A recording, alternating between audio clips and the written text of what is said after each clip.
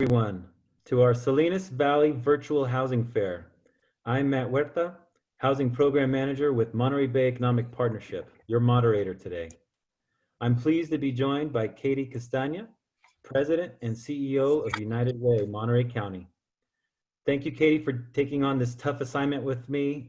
We have our work cut out. There's going to be several elected officials, and we're going to have to stick to a very strict schedule, so thank you.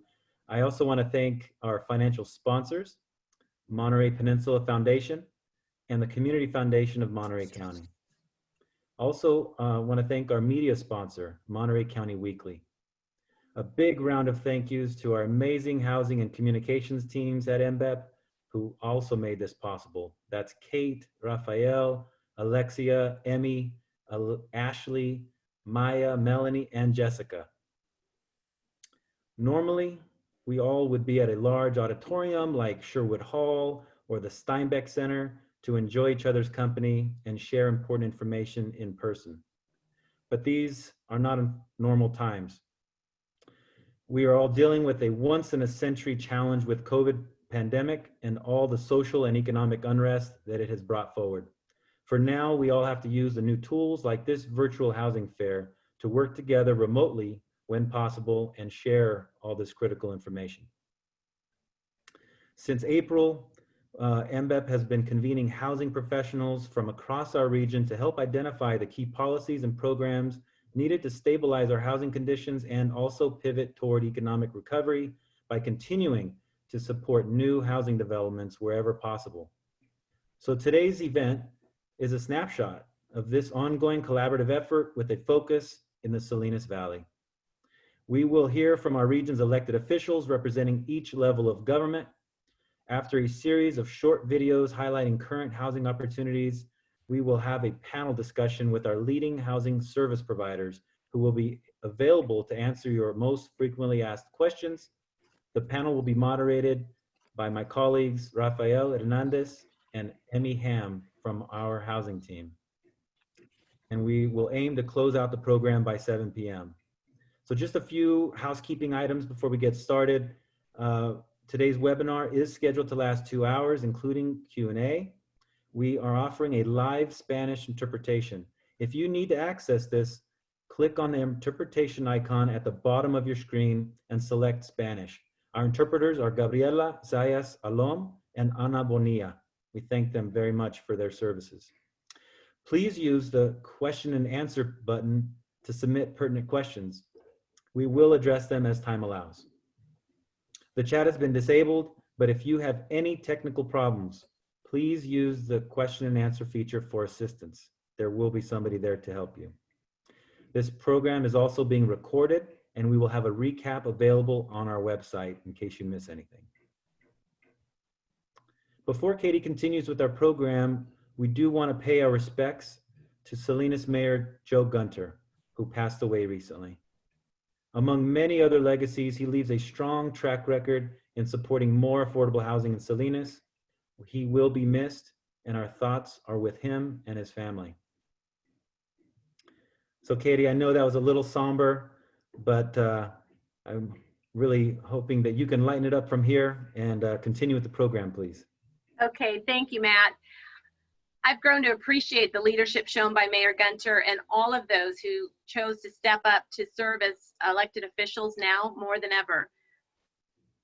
At United Way, Monterey County, we've been busy adapting our services for the needs brought on by COVID-19 and the impact of the shelter-in-place orders. Like many of you, we have scrambled to deliver our services in new ways. Just yesterday, we completed the tax season with our volunteer income tax assistance program, having moved our free tax prep to an online format and continuing to help people access the earned income tax credit virtually this time. On the housing front, our accessory dwelling unit initiative has continued to gain momentum. We want to make it easier for homeowners to add small units to existing properties, and we're working with local jurisdictions, architects, and financial institutions to streamline the process. In partnership with the American Institute of Architects Monterey Bay chapter, we're hosting a virtual ADU conference September 16th to the 18th, featuring ADU expert Cole Peterson from Portland, Oregon. Over the past 4 months, 211 Monterey County, our resource and referral line, has answered over 7,300 calls for help, more than double the same period last year. Callers have needed information on COVID-19 symptoms, testing sites, interpretation of the health orders, as well as help with many of the economic impacts of the pandemic, such as job loss and the need to access public benefits and food. Seeing a growing need for rental assistance, we are working to coordinate the patchwork of financial and legal support for people who don't know where to turn for help when paying the rent. A key buffer supporting our basic needs through this difficult time has been the CARES Act, which has provided a number of essential supports to individuals, businesses, and local governments. I am pleased to introduce someone who's been deeply involved in the CARES Act and other federal legislation responding to the current crisis. We are fortunate to have such a skilled and caring leader representing us. Please join me in welcoming our very own Congressman, Jimmy Panetta. Take it away, Jimmy.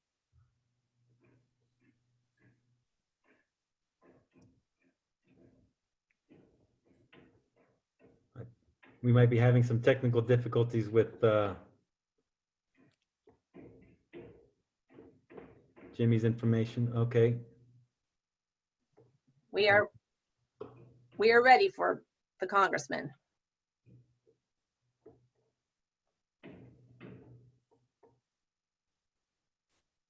Okay. And he may be running late.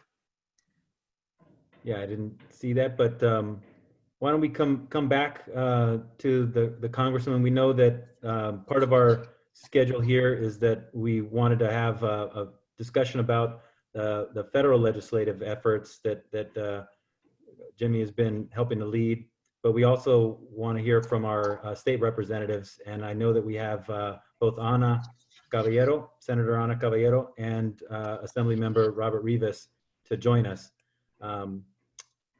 Anna, would you mind joining us? And also Robert, would you mind joining us on camera now?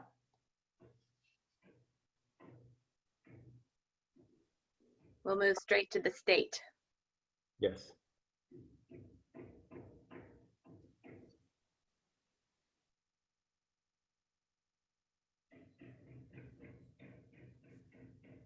Are we having some technical difficulties? So we have Mr. Rivas. I don't see Anna. Hey, Matt. Can you guys hear me okay? There we go. There's Robert. Do you guys want me just to shoot, or do you want to wait for Anna? You know what? I think she was going to join us a few minutes into the discussion with Jimmy.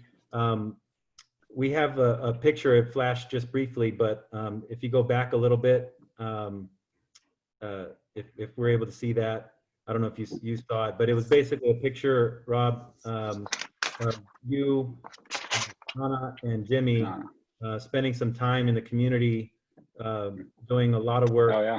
Mm-hmm. and just digging in deep. I know I was there for at least a couple of those opportunities where you guys worked with a lot of folks to make sure that people are getting the food and basic supplies. Our quick question, Matt, can I interrupt quickly? This is Supervisor Lopez.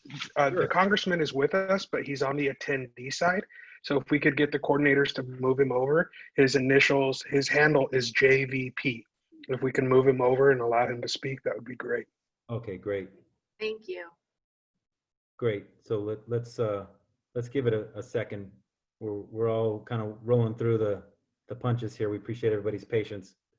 But this picture tells 1,000 words, right? It's just an amazing image capturing the need and the leadership. There he is. There we go. Here he is. There we go. Take it away. All right. You got me, you hear me, we're good to go. I'm unmuted, as they say. We good? Thumbs up, Matt? Thumbs up, way up. Thanks for helping us figure it out. Good. Hey, Supervisor Lopez, way to use the phone. Thank you very much for getting me in. Katie, thanks for that introduction. And Matt, of course, thanks for all of your hard work when it comes to such a crucial issue here on the Central Coast, and obviously that's housing. And thanks to you and the work of Kate Roberts at MBEP, and focusing on some serious issues that are, they're not unique to the central to the central coast. I mean, you're seeing it. What I'm hearing throughout this country, broadband issues, healthcare issues. We know is what all these issues that are being accentuated, that are being highlighted right now through this pandemic. And we are so fortunate here on the Central Coast to have organizations like MBEP that are willing to basically step up in these unprecedented times, but also before them and after them. And so that's what's so important about that. And I just wanted to make that clear. Thank you. And that appreciation is shown to you, what you're doing for these issues. Look, you know, I was fortunate enough today. I went out to a local testing site today for this for COVID-19. I then went to a food bank and saw Robert and Anna. We were doing out there on that Saturday out in San Juan Bautista. Just get out there and seeing the people here that will continue to make sure that we get through this pandemic. And it's having adjusting and having Zoom conferences like this, talking about these issues that will obviously help get us through this pandemic. But also shows what's going on at the ground level, because I think what we're seeing with this pandemic is a strategy that, as I call it, is locally executed, state mandate, federally funded. And so I'm here tonight to talk about basically funds that we have put forward through this deal with this pandemic, as well as other areas, other funding mechanisms. Now, obviously, as Katie mentioned, the CARES Act, that was the largest stimulus package ever in our nation's history, $2.2 trillion.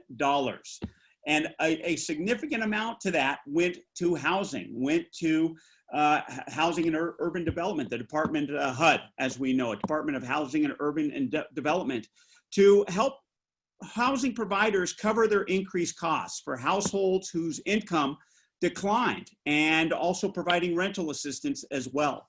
On top of that, we instituted a temporary moratorium on evictions and foreclosures for homeowners and renters in homes with federally backed mortgages. We had the federal angle. I'm sure Anna and Robert will be able to talk about the amazing efforts that went on up in Sacramento for those types of protections as well. So we focused on the federally backed mortgages.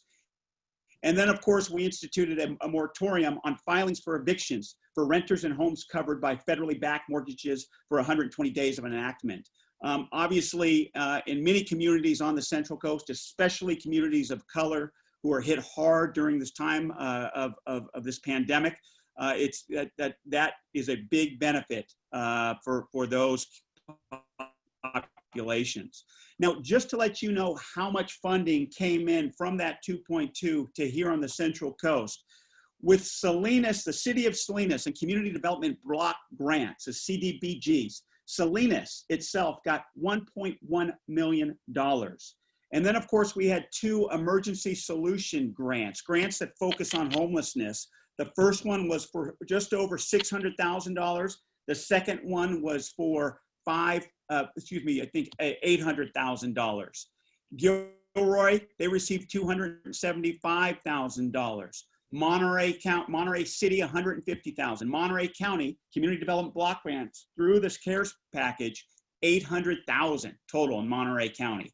Santa Cruz City, $350,000. Seaside, $200,000. Watsonville, $400,000 Community Development Block Grant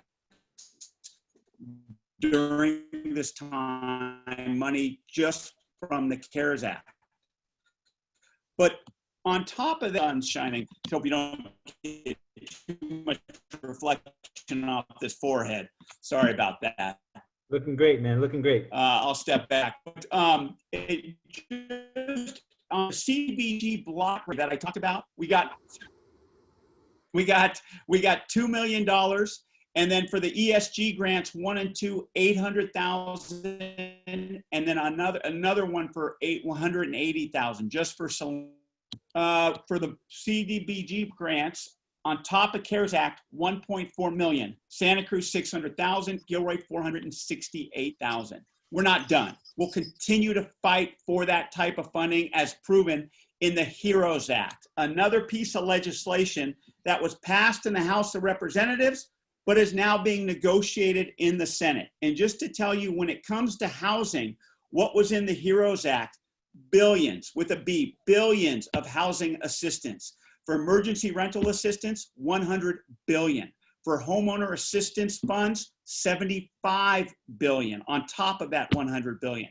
These are all funds that will go to protecting renters and homeowners from evictions and foreclosures, new emergency housing vouchers, homelessness assistance funding, public housing, tenant-based rental assistance, and more funding, of course, for community development block grants. For farm workers and essential farm workers, we included more money for the USDA Rural Development Grant, $300 million for USD housing programs, including $284 million for Section 521 rental assistant vouchers. Now, on that note, also in Congress, as many of you know, we passed the Farm Workforce Modernization Act. It was an immigration bill, but knowing how important housing and how important housing is linked to immigration, especially when it comes to farm workers, we made sure in this bill that passed the House and is right now, not only provides citizenship for those who work in agriculture and continue to work in agriculture, streamlines the H-2A process, but it triples the amount of funding under sections 514 and 516 for 75 million for 514 loans and 30 million for 516 grants for farm worker housing, something that's very important around here on the Central Coast, as we're seeing, especially with this pandemic, knowing that there are private corporations that are building this housing, knowing that more cities need to allow this type of housing into their city limits based on obviously certain restrictions that that are in place, but knowing how important housing is, it's something we all have to consider going forward, especially dealing with our farm workers, making sure they have the housing so that they're not all crammed in together, so that they have enough spaces and enough units to where they can spread out. Just quickly, just wanted to mention that when it comes to the LGBTQAI+ communities, we're continuing to call out this administration, ensure protections for that community who are in need of housing programs, and definitely fighting the discriminatory proposals that are coming out of this administration, unfortunately, but know that there are members in Congress who are doing it.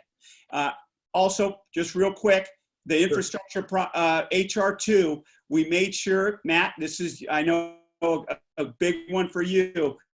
With HR 2, the recent infrastructure bill that we passed, the House passed last two weeks ago, it included huge improvements for low-income housing tax credits. That was just for you. I know that's important to you and many people around here, so we made sure to do it. A number of other areas we can get into. I've taken too long already, but know that in Congress, we're continuing to fight to make sure there's funding, there's tax credits, obviously, so we here on the Central Coast can have enough housing to continue to live the lives that we have here. So thank you very much, Matt. I'll turn it over to you and to our state representatives that we're so fortunate to have.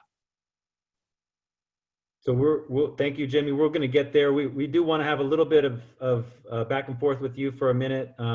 You put a lot of meat on the table. We appreciate, I know I really appreciate the sophistication that you've brought to, connecting the dots with all of those federal, very, complicated federal programs and layers and layers of requirements and so forth. And you've been able to cut a direct line between the community and DC. And we really appreciate that.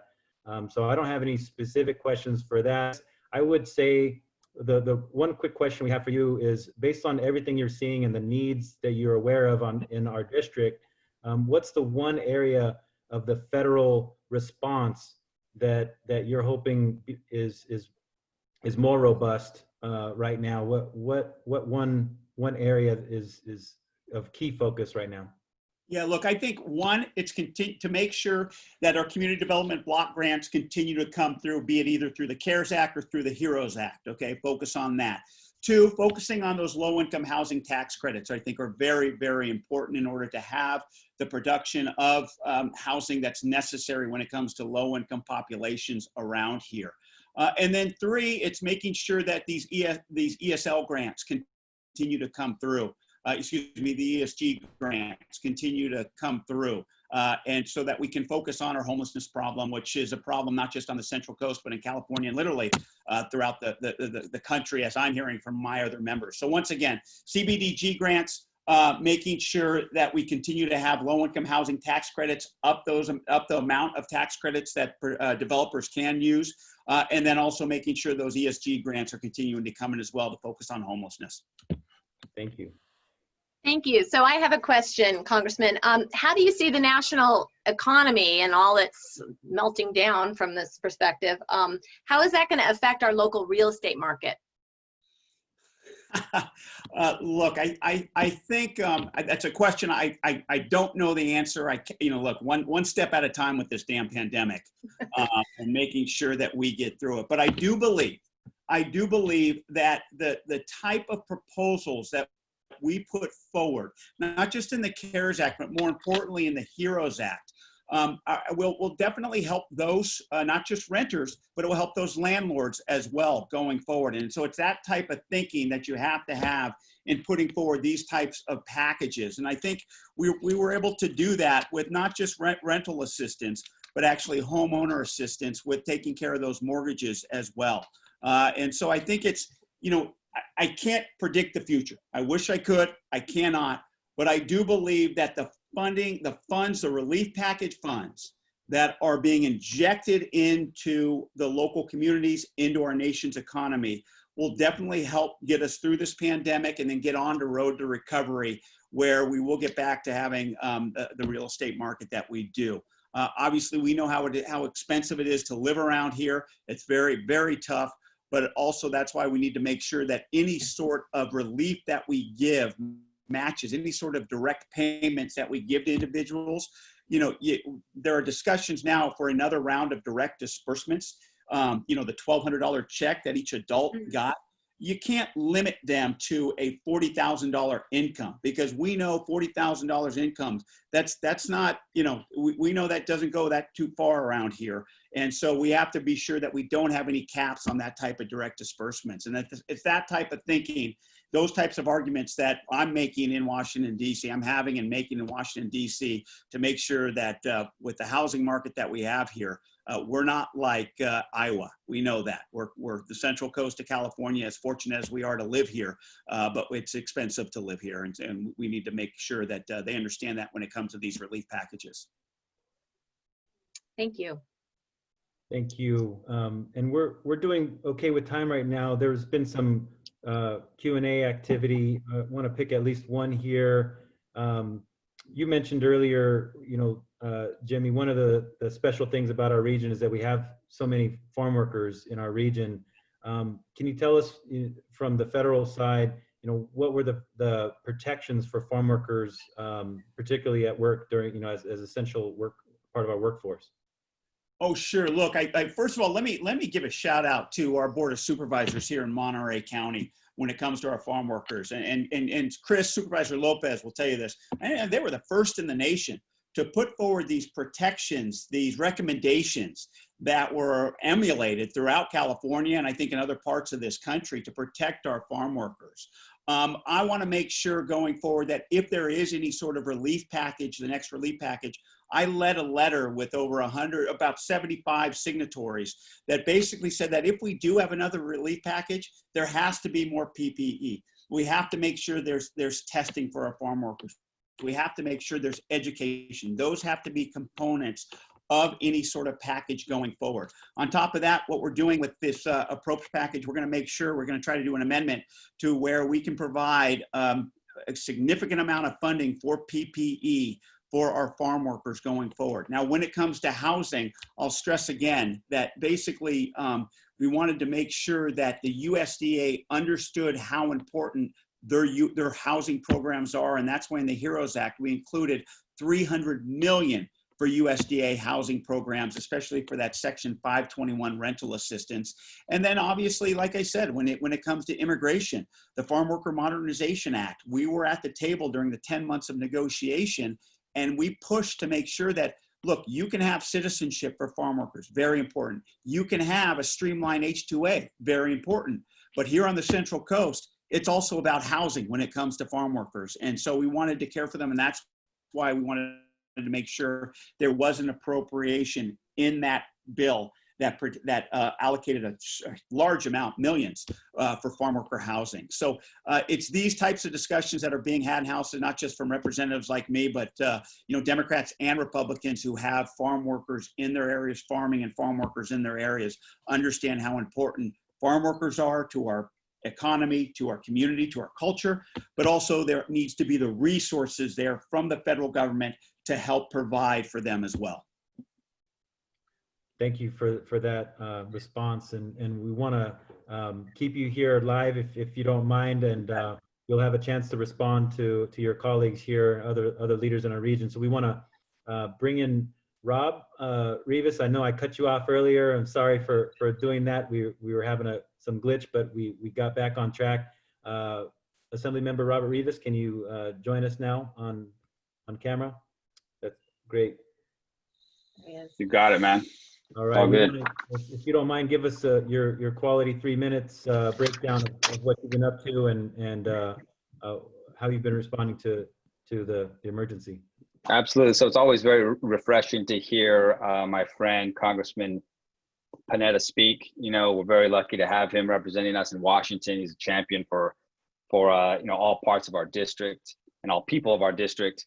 And clearly, this has been a different time. This is, this whole experience for me in the legislature is still new. This is my first term, and certainly, having been elected as a county supervisor in 2010 in the middle of the Great Recession, never did I anticipate that I would be in a situation facing the budget challenges that we face now, currently in here in the state of California, the largest the budget deficit that we've ever faced here in this state.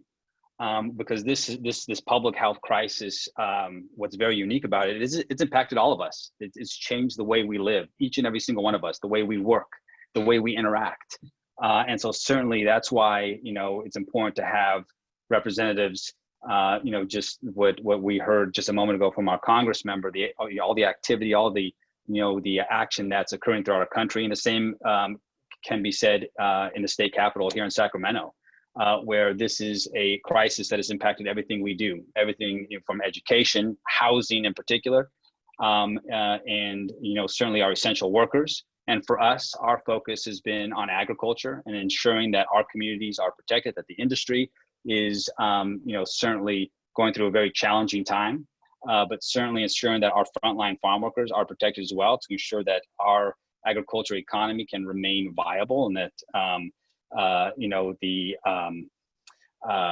the companies that have made this the Salinas Valley one of the most productive agricultural areas in the world, that we do everything we can to sustain that.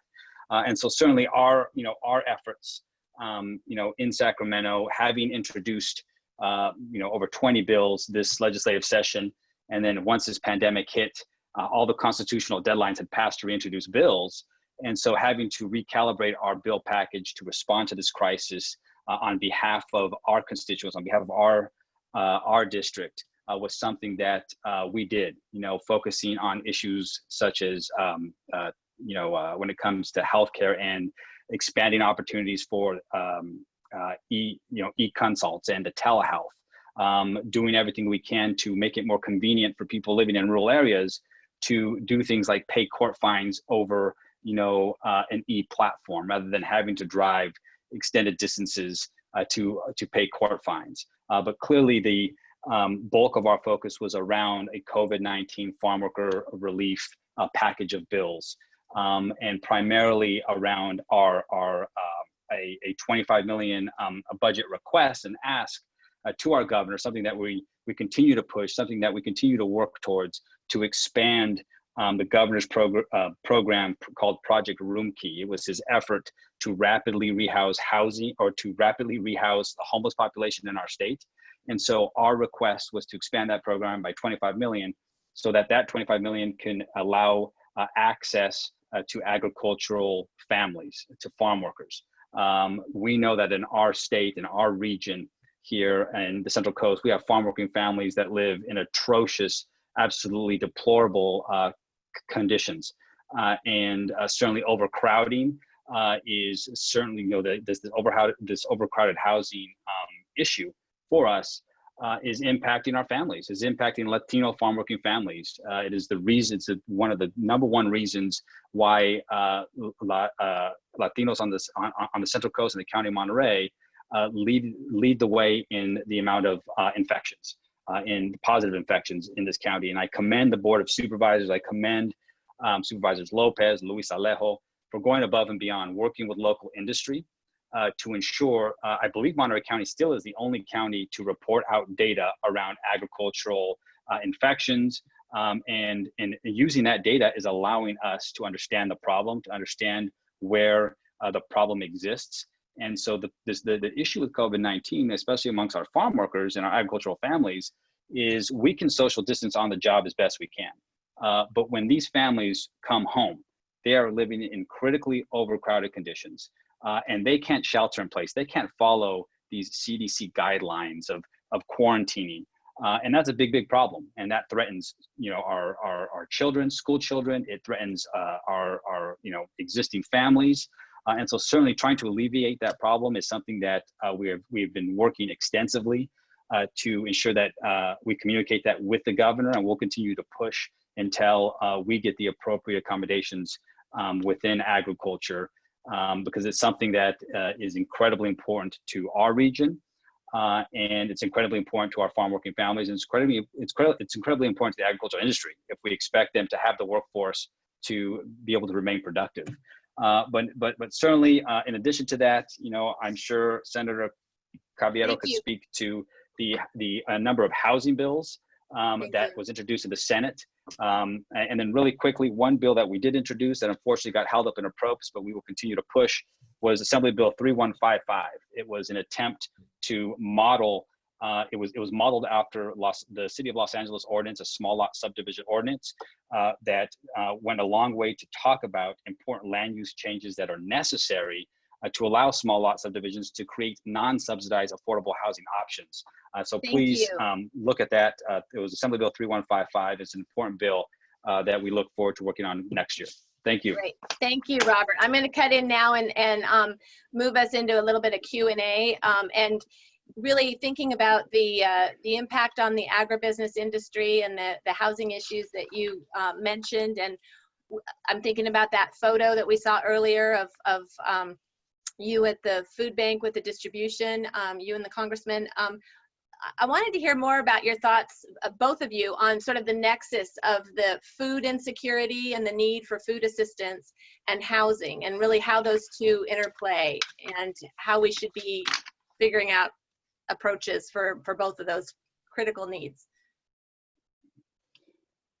Well, certainly, here in California, Robert. Yep. Congressman, do you want to start? Oh, yeah, sure. I mean, look, I think, we started off, it seems like eons ago, but at the beginning of March, the first relief package we passed up the percentage of supplemental of funding that goes to the Supplemental Nutrition Assistance Program, SNAP, otherwise known as food stamps. So we did that, and then in this HEROES Act, we bumped up funding for SNAP by additional 25%. So I think, obviously when it comes to ensuring that there is food security around here, at least with those who need it the most, it's making sure that they have access to that type of a nutrition assistance program. Now, it's funny, now, as you saw, and like I said, I just got back today from the food bank delivery sites, and we're so lucky to have the National Guard there, and Robert and Anna helped out a lot getting them here, making sure the governor sent them here to help out. But you got to realize 40% of the participants that are going to the food bank or are in line to get that food are new. So there's now more than ever, you're seeing a big food security, especially in an area that has food surrounding us. And so we have to make sure, I believe, that our assistance programs are funded, are accessible, and making sure that we then can translate it into basically putting food on people's tables. Thank you. Thank you. Robert, did you have any comment on that one? Yeah, I think that we've heard a lot about housing here in California. This was supposed to be prior to this pandemic occurring. This was supposed to be the year of housing production. We championed a a farm worker housing bill. As our congressman mentioned in his introduction about important work around farm worker housing. Our housing crisis, we cannot underestimate how this pandemic is going to exacerbate our housing crisis here in California. When you have families, farm workers, in my opinion, are the most vulnerable population, our most vulnerable labor force, not only in California, but in our country. And I say that because when you look at the astronomical cost of housing in this state, the lack of housing affordability, farm working families are having to choose between paying their rent and providing food to their families.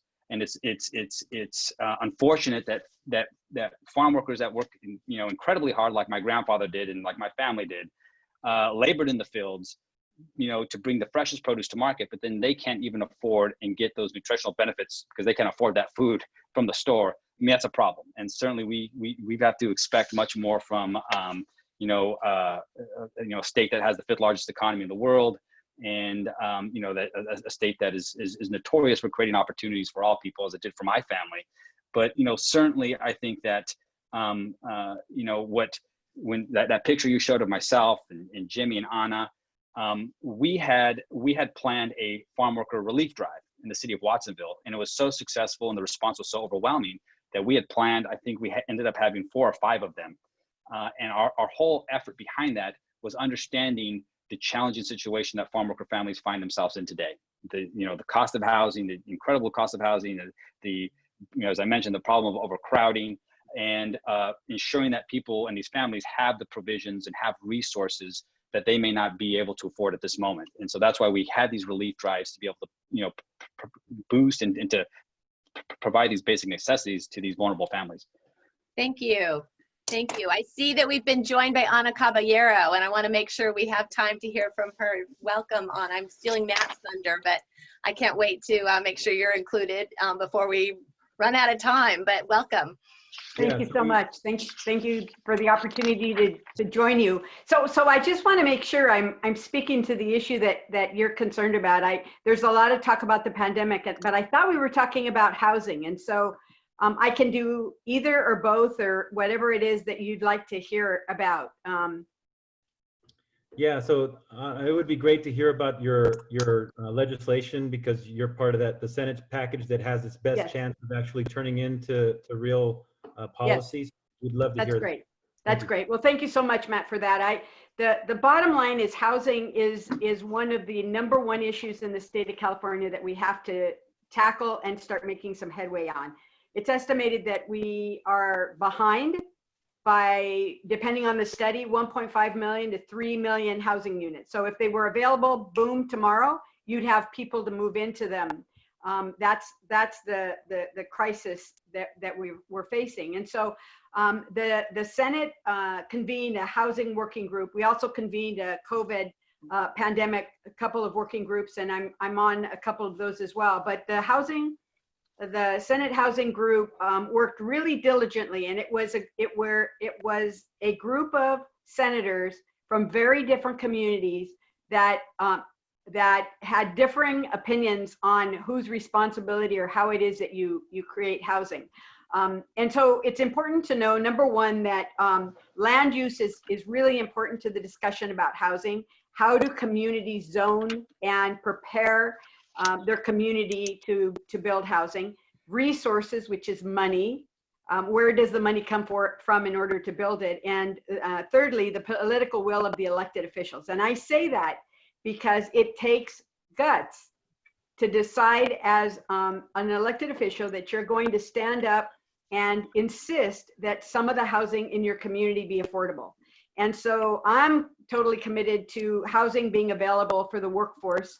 And that means creating opportunities for low-income families to be able to not only rent, but also to own their own home. So with that in mind, that's the framework that I always work from.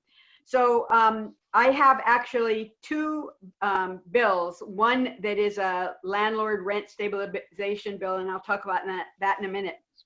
But I also have a infill bill, which is SB. I need to look at my cheat notes here. SB 1385.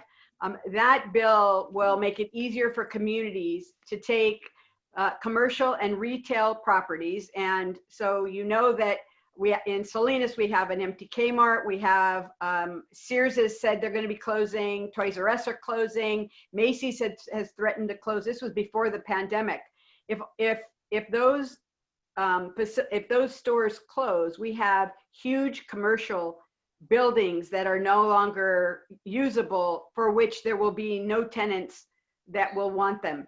Frankly, people are moving to online, and the COVID virus has expedited that exit from the retail space down in the big retail space. And so what my bill will do will allow the conversion of those pieces of property to a mixed use type of construction, so that you can create a village where you have apartments and you have commercial and retail mixed in together. The great thing about them is they're along, generally they're along arterial streets that have cutouts for buses. So it makes for a walkable kind of community, and it also helps the retail to have housing in the same development. And so that bill got off the Senate floor with unanimous. It was on the consent, which is just amazing, and I'm real excited about it. It's over in the Assembly. What we know, in addition, because of the COVID pandemic, people have had a hard time paying their rent. And what we know is that there is a large number of landlords that are mom and pop landlords. They have a few units, maybe a duplex or a triplex or a small apartment complex, and they bought those properties in order to be able to use them for retirement or to pay for their kids' college education, and they can't afford for their tenants to not pay the rent. The governor, through his executive order, has issued a moratorium on evictions and has extended that into September, I believe. But when this is all over, tenants are going to owe money, and landlords have the right to demand it and have the right to evict. And the last thing we need during this economic uncertainty is thousands of families out on the streets because they have to move, and then with a bad record so that they can no longer rent or find some place to rent because they have to admit that they got evicted or they had to leave because they owed rent. And so we've been working in the Senate with this landlord tenant rent stabilization bill. What it does is, it's SB 1410. What it does is create an opportunity for a voluntary agreement between the landlord and the tenant. If you want to get rid of your tenant before you can evict, you have to offer this as an option as a landlord. It is a deferral of the rent to a date in the future, and the state becomes the collector of that rent, but the landlord gets a tax credit, and the tax credit is just a piece of paper. So the landlord, if they need money to pay the mortgage, they can securitize that piece of paper because it's worth money, and they can sell it, get the money, and pay their mortgage, or save the paper and it's worth more in the future. And the tenant has 4 years. They have 4 years after which they have to start paying. They will pay the franchise tax board just like they pay their taxes. And if they're low income, that deferred rent can be excused if they can prove they're still low income. If they're not, then they can pay it over a 10-year period of time. So what's great is it stabilizes their housing situation. Got you. Thank you, Anna. And those are some amazing legislative efforts right now to try to weave through all the different challenges right now, and especially with the tension, the natural tension that you have with tenants and landlords and business interests trying to cut a deal there. It's super important. At the end of the day, it's about keeping the housed. That's right. And reducing, trying to mitigate the homelessness issues that we have in our region.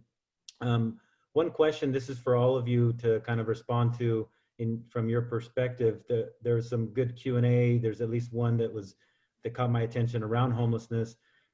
They call attention to, it says here, how can we expedite low cost housing solutions for homeless folks folks that need that are impacted by homelessness without tax credits, because that's so complicated and competitive and hard to layer in and expensive.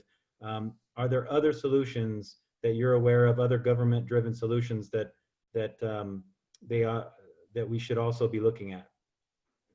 So I can answer that one, because the state has put a significant amount of money on the table for local government to be able to, local government and this the continuum of care, the COCs, to be able to do grants to be able to access that money. And so there's no need for tax credits. Quite frankly, it's a question of figuring out what it is you want to do, what kind of project you want to do, and then accessing the money that's available. This year, in the budget, there is $550 million for the Project Room Key that Assemblymember Rivas talked about. That is to purchase hotels and to make them available on a permanent basis to house the homeless.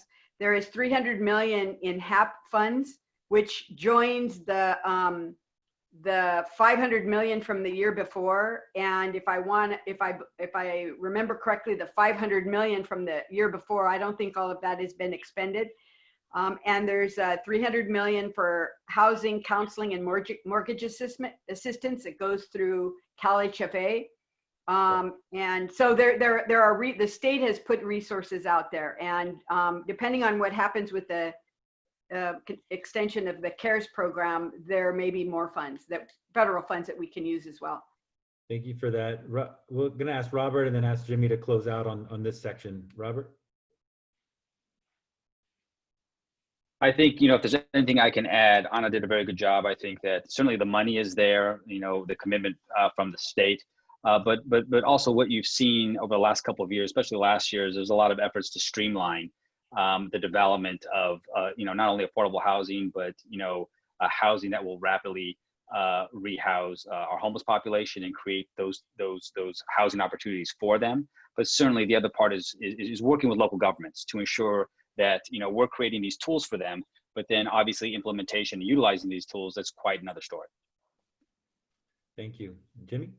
Yeah, at the federal level, it comes down to, in regards to homeless, the quickest way to help people in that position is through the grant programs, the federal programs, be it, as Anna nailed it, the continuum of care, the COC, the home grant, HOME grant, making sure Section 8 is running and people accept Section 8 vouchers, with our homeless veterans, HUD-BASH program, and the Supportive Services for Veterans Families program, as well as looking at a National Housing Trust Fund as well, dedicated to preservation of low-income housing, and the creation of a middle-class housing emergency fund as well for middle-class people to prevent them from being homeless. So it's ideas like that and funding like that, at least at the federal level, that I think is the best way, the quickest way to make sure that people are assisted.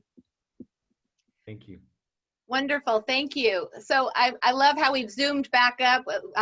Jimmy, you left us at the federal level. We're going to now zoom into our more local level. As we add to this conversation, we're going to invite some additional perspectives from local elected officials. I'd like to introduce here with us today, we have Chris Lopez, Chair of the Monterey County Board of Supervisors.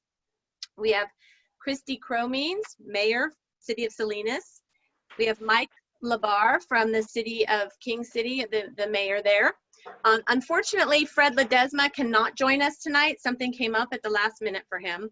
But then we also have Council Member Paul Miller from the City of Gonzales.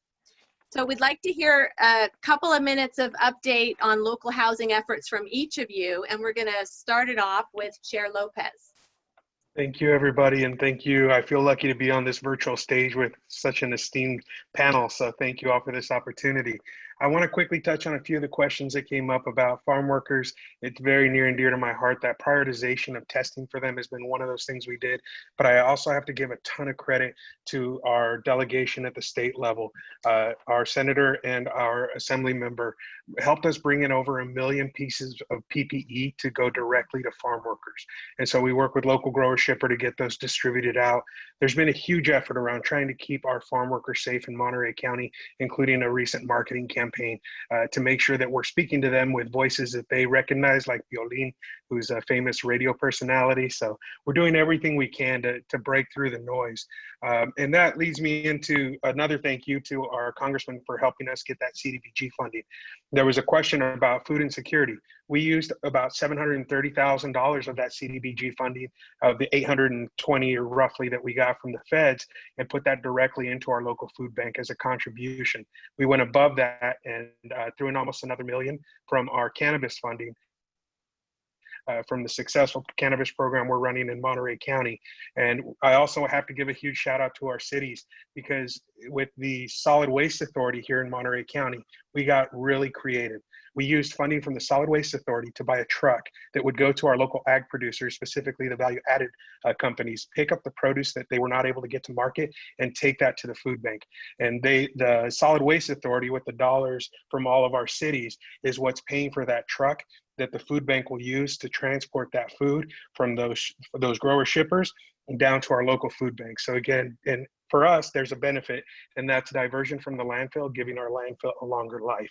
So I did want to quickly shout those out in terms of the questions that came up earlier. I know I've only got a couple minutes, so I want to touch on a couple things that are happening here.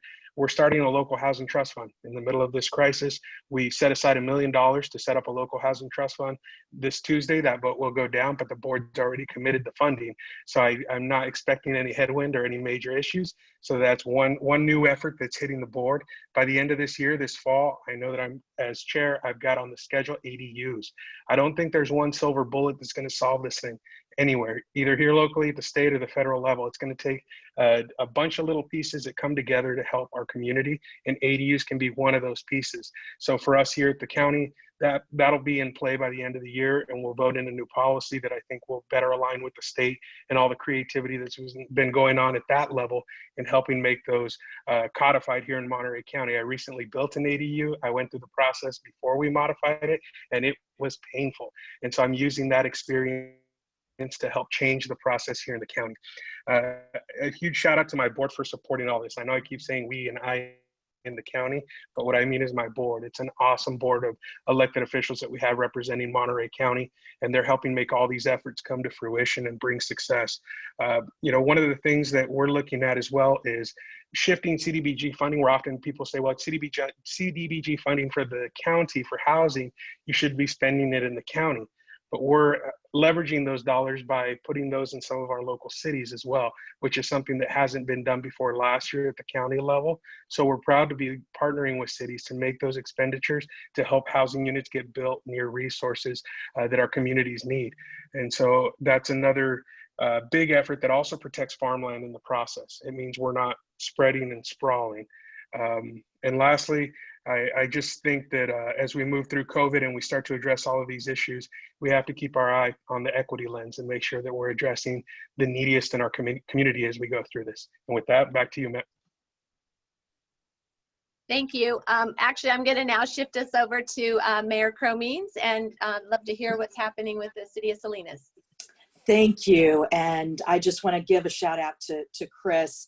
The county and Salinas have worked very closely together on our new homeless shelter, and also the regional trust fund as well. So I'm really excited to hear that you guys are, it's that close. I'm very excited about that. Salinas has a vision, and our vision, everyone knows about the Salinas plan, and that plan has 4,000 affordable housing units in it in the next 10 years. So, we have that's the direction that council has given to its staff. But our accomplishments, we completed the Alisal Vibrancy and Chinatown revitalization plans. Those have detailed housing in them. We have entitled the West Area Specific Plan, the future growth area. That's 4,300 housing. We supported MedPen, that's 90 units. There, a 50 unit at Hikera Apartments. Lots of inclusionary housing, 9 units in Montebella. completed our regional analysis to implement a fair housing choice. We have amended the zoning code to expand availability for safe employee housing. We facilitated the development of accessory dwelling units. I was part of that and really supported that, and I'm glad to hear the county is doing it as well. We adopted a regional first adaptive reuse ordinance for commercial space. So I talked to Anna earlier, and I'm really happy that she's looking at that as well, so that we can have a streamlining process. We adopted a zoning code amending the development of public, semi-public zoning districts. We've done a lot through the CDBG, of course. Secured the 8 trailers from Governor Newsom for our homeless. We've continued the process of the Central Area Plan with approximately 3,800 units being planned there. We're in the draft EIR of that. We're about to do our general plan, and that of course will let us look at all the open spaces that are within our city for infill. So that's really important to us as well. Thank you. Thank you so much. I'm going to cut in and move us along. Appreciate hearing all that's Lots of happening stuff going on in Salinas. I'm sure you could, tell us a lot more. Sorry to interrupt you, There's but 3 pages, so. thank you so much. Okay, so now moving down the valley, we're going to hear from Mayor LaBarre and King City. Thank you. I really appreciate this opportunity you provided. And first, I want to highlight how special Monterey County is. It's not often where you get your federal, state, county, and local officials together working on one issue. And just knowing all of the elected officials here, they really care about getting things done. So in King City, there have been a number of categories of CARES funding that we've been using for eligible housing related assistance, and particularly aimed at addressing homelessness. We really recently formed a homeless services coordinated committee to address those issues within our community. The committee includes almost 30 representatives from agencies throughout Monterey County and that are involved in homeless issues and services. So one thing you're going to hear from us, it's all about partnerships. It's the only way to get things done at the local level. The committee's primary goals are to develop strategies that actually get people from homelessness to the services and then into permanent housing. And we've been partnering with other agencies and been successful in accessing COVID-19 related funding to help with those efforts. The committee is also working on proposals for emergency shelter options, citing temporary housing and long-term permanent solutions. And the city is also developing a program with federal funds to pay the utility bills of residents who had lost their job due to COVID-19. And for our residents, every dollar matters. So every dollar we can save is another dollar back into the family's budget that can help them. Our city has been experiencing a serious housing shortage, and it negatively impacts the quality of life issues here in town. But we are working with a number of property owners and developers for new multifamily and affordable housing projects. We are also working on ways that we can use our tools available to us to offer incentives, such as rezoning to increase density, reducing parking and parking garage requirements, allowing for increased building heights, and lowering of development impact fees, or to be deferred until occupancy. We're also working on our ADU ordinance, so to be in line with the state and the county. We're working with housing developers to reduce the size of some of our proposed parks because we have a lot of green space, and we want to use that for additional housing. So we have 40 affordable units on 5 different properties that are being built by Chispa. We have a 7-unit self-help housing project under construction. We have 2 multifamily market rate projects on San Antonio, a large multifamily market rate and affordable project on San Antonio, seasonal worker housing projects in the works. The only caveat, unfortunately, is it's going to take a couple of years to get this built. And additionally, to conclude, we're also working with existing property owners to upgrade their rental properties, because some of them have gone in such disrepair, but there's also other ways to increase the quality of life and the quality of the units that we already have in place. And again, Thank you. all of our agencies. Thank you. Thank you so much. Appreciate that. So next we're going to move on to Councilmember Miller with City of Gonzales. Well, thank you very much. And I think this is an excellent opportunity for the federal, state, and locals to get together and talk about what we have going on in housing.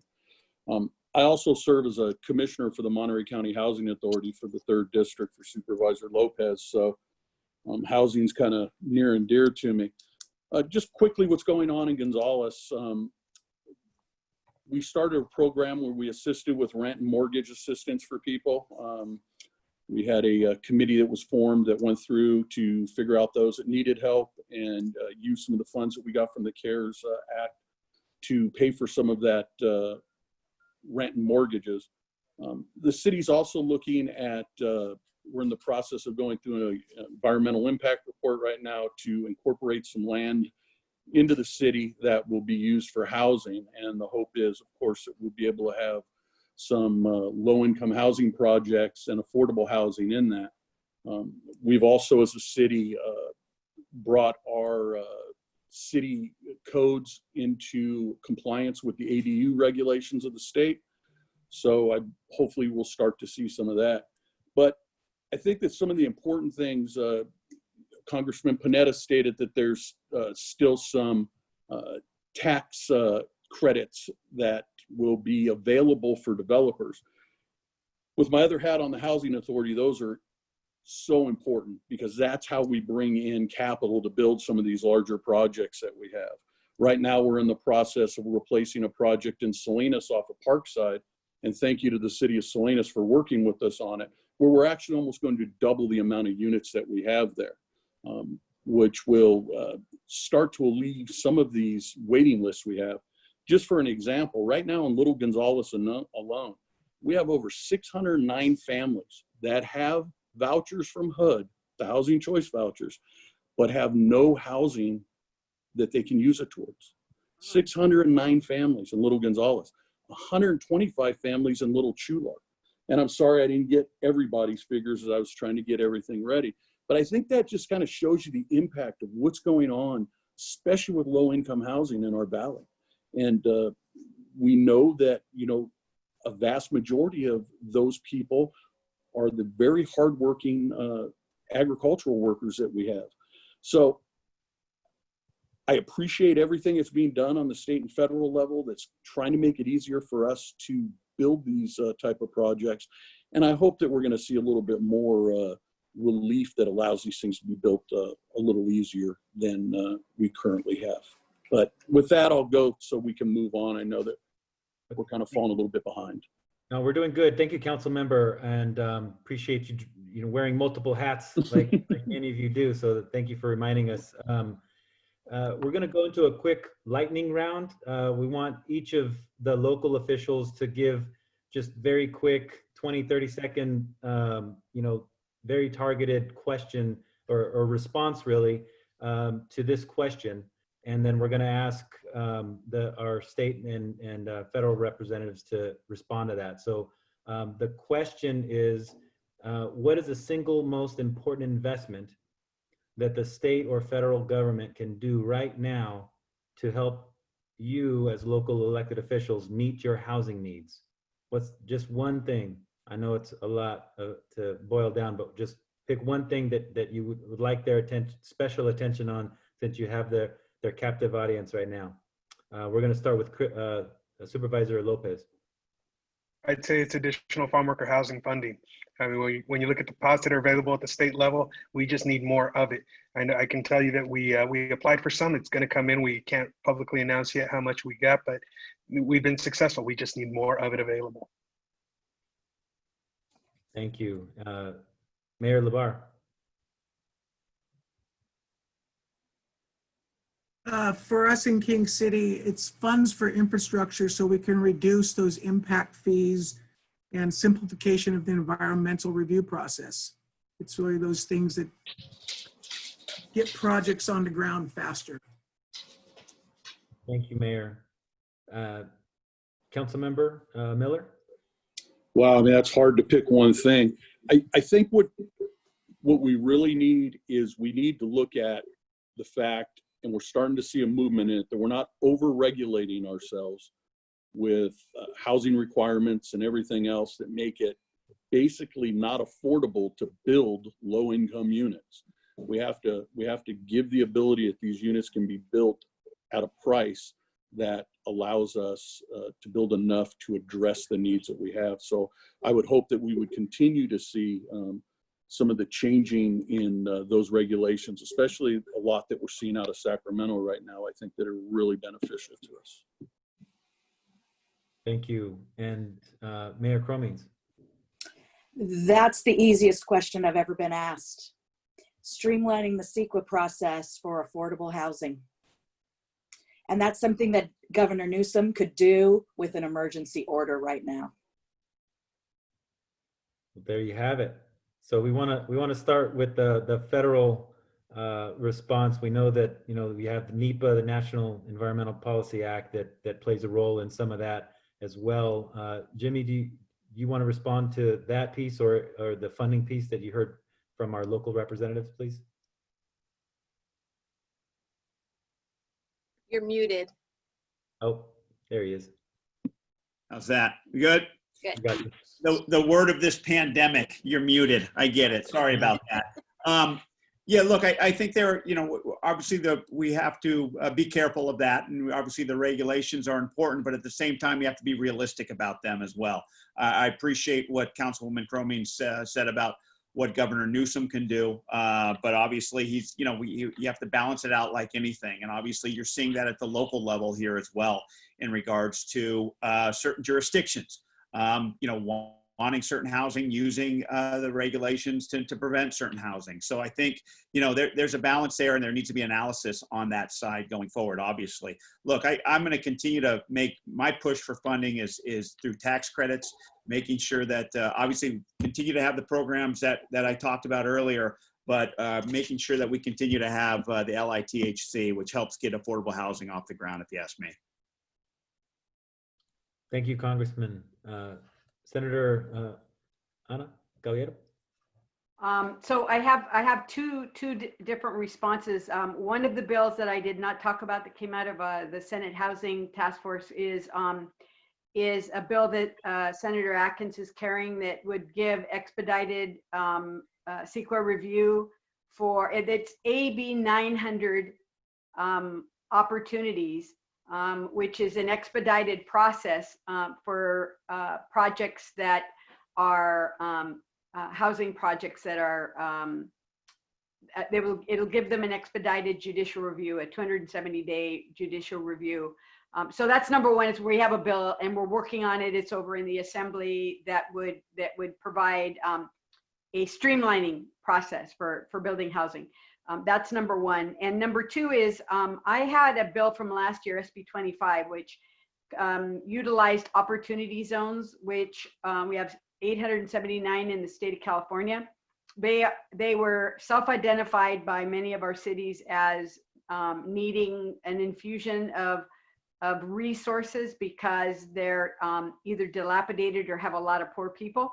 And my bill was an expedited judicial review, which means if you're going to sue, you have to do it quickly, and the courts have to make a decision quickly within 270 days.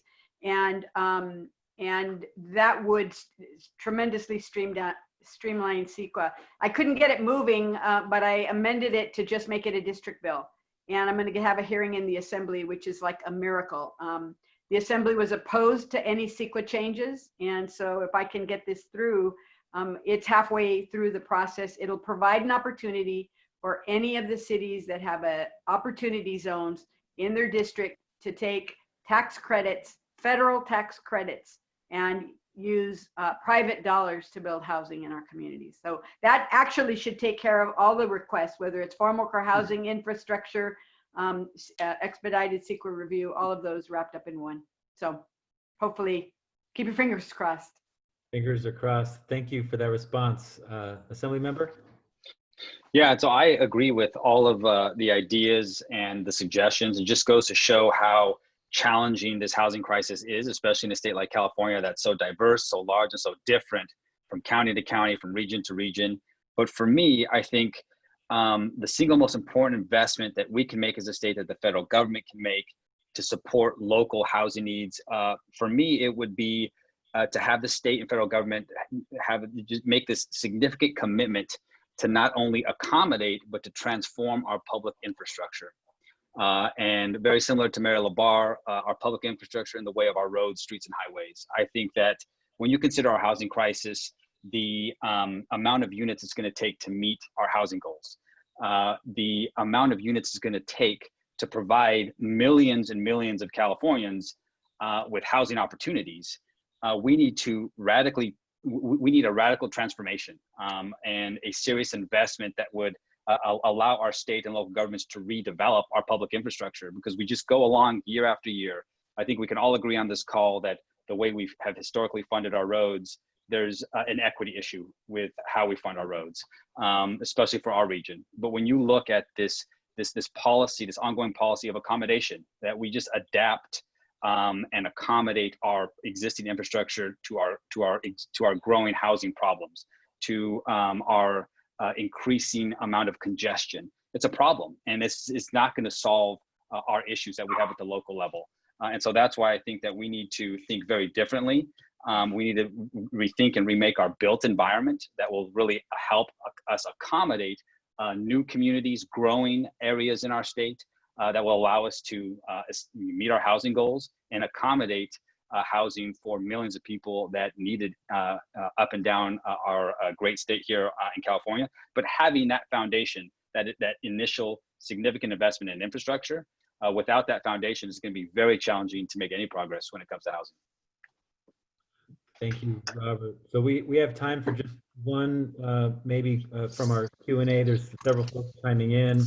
Let me try to thread it a little bit, just because I hear this, and we're going to hear it later in the discussion with the direct service providers. But this comes up a lot of people that are concerned about water and utility shutoffs, as well as eviction protections happening now that are expiring.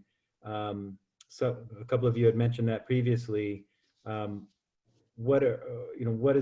Is there appetite at the federal and/or state level to continue those protections? Part of the question, but before we go to any response from our state or federal reps, I'd like to actually ask Supervisor Lopez, because you guys put forward one of the first moratoriums across the state to relieve that. Have you guys been discussing that at the county level? We've been looking at different options, and obviously we see that the court, and by the court, I mean the state courts, are in place until a period of time after the governor lifts the state of emergency. So that continues. So that's one layer, but we are still considering keeping that additional layer here at the local level. It's in discussions now. We're just looking at how the different acts and our local policy would interact with that policy from the local courts or the state courts at that point. Thank you for that. Is there any other local elected officials? Is this something that you hear a lot of that you want to comment on briefly?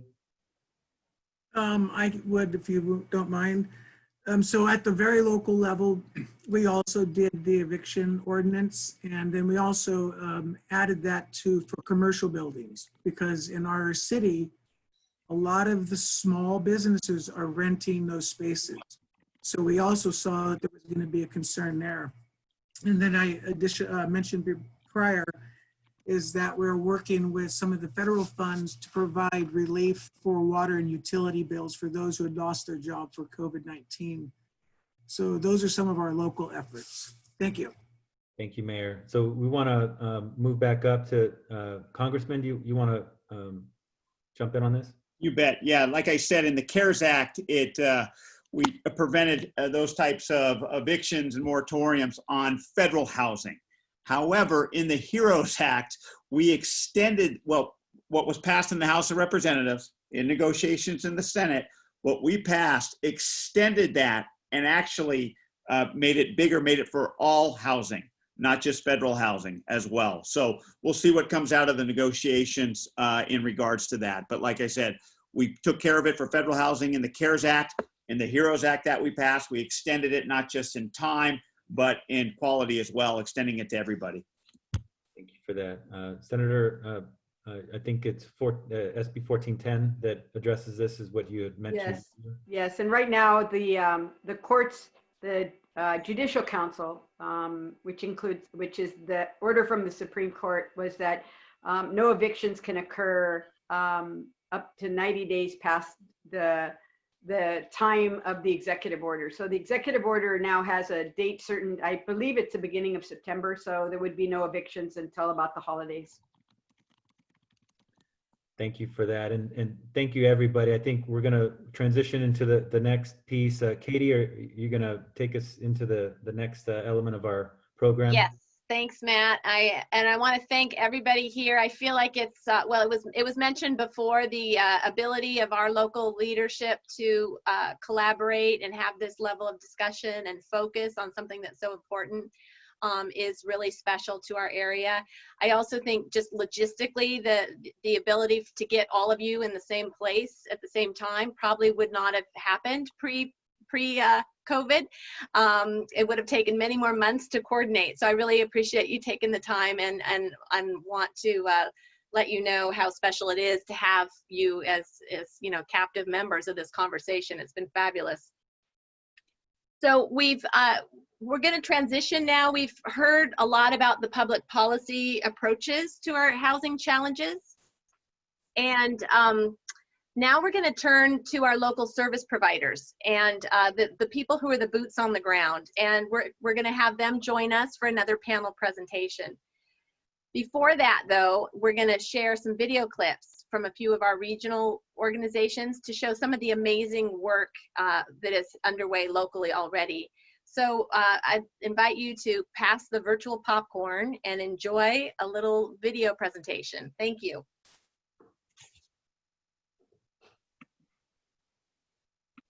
Habitat for Humanity, Monterey Bay, brings people together to build homes, communities, and hope. For the past 30 years, we have built 55 beautiful, simple, and affordable homes for low-income families in Santa Cruz and Monterey counties.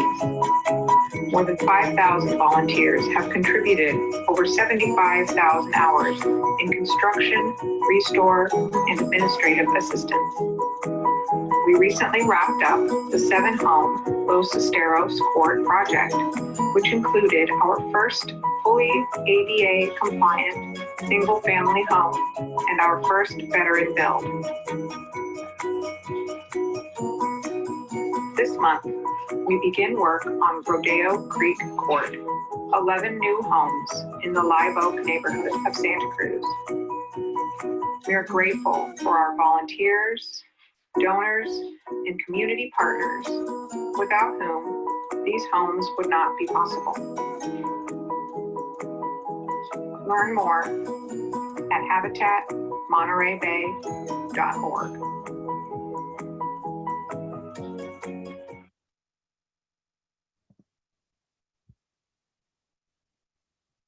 CHISPA is pleased to have completed 2 affordable senior apartment buildings in 2019. Junsei Oaks and Sunrise Senior Apartments. Junsei Oaks Senior Apartments in the city of Marina has 47 one-bedroom apartments. It is located next to the MST station and close to the Monterey County Health Clinic, post office, and shopping. 20 of the residents are medically fragile people served by the County Health Whole Person Care Program and the Central California Alliance for Health, a Medi-Cal provider. Most of these Alliance clients were living in their cars and on the streets before moving into Junsei Oaks, so moving there has provided a space of safety where they can stabilize their health. Sunrise Senior Apartments in Hollister provides 49 affordable one-bedroom apartments. 5 apartments are reserved for homeless veterans. In August, we will begin construction of 4 new homes and accessory dwelling units in the Rancho San Vicente subdivision in the city of Soledad. Chispa built this 45-home subdivision in 2005, but set aside 4 lots to the city for a stormwater detention pond. Now the city no longer needs the detention pond, so Chispa will build these homes and ADUs to rent to low-income households. In King City, Chispa intends to construct 40 apartments in the Mills Ranch subdivision. We are working with the City of King to finalize our plans, which will reflect the city's pattern book for the subdivision. In the East Garrison subdivision of Monterey County, Chispa will construct 66 affordable family apartments. About half the units will be dedicated to agricultural employees. Construction of affordable housing takes time and energy by everyone involved, but the results are stable housing which will serve our area for decades to come.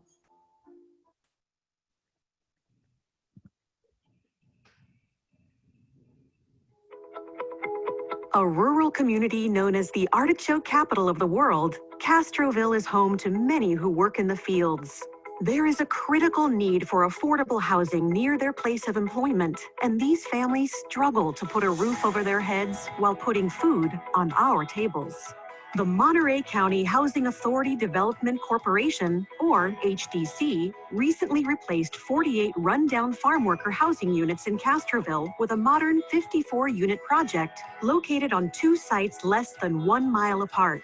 This is HDC's second project using innovative modular construction to reduce construction time and costs.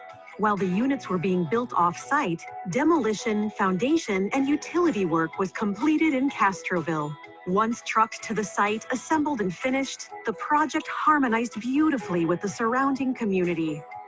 HDC is a national leader in developing energy-efficient, affordable housing, and the new buildings utilize solar to offset all common area and tenant electric usage.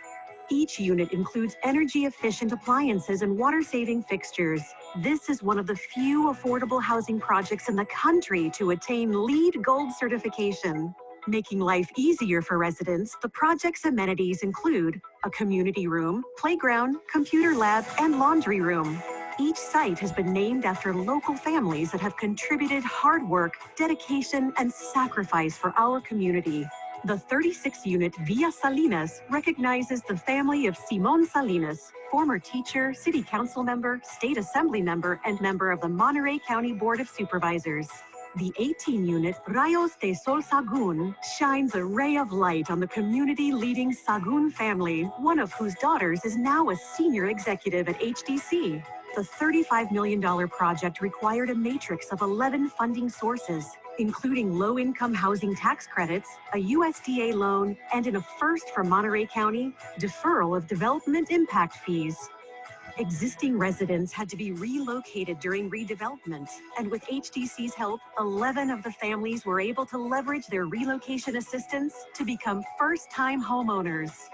In addition to providing much-needed affordable housing for agricultural workers, this project brought significant outside investment and jobs to Castroville and Monterey County. With several new projects under development and more in the planning stage, HDC and our partners will continue to expand affordable housing opportunities while leveraging local, state, and federal investment dollars to strengthen our communities.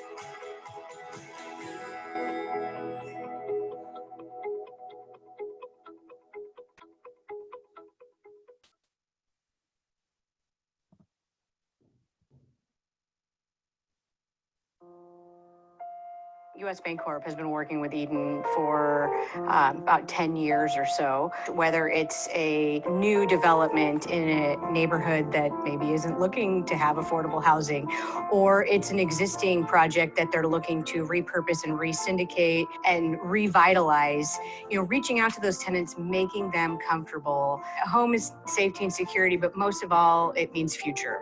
You don't really think it's gonna come true.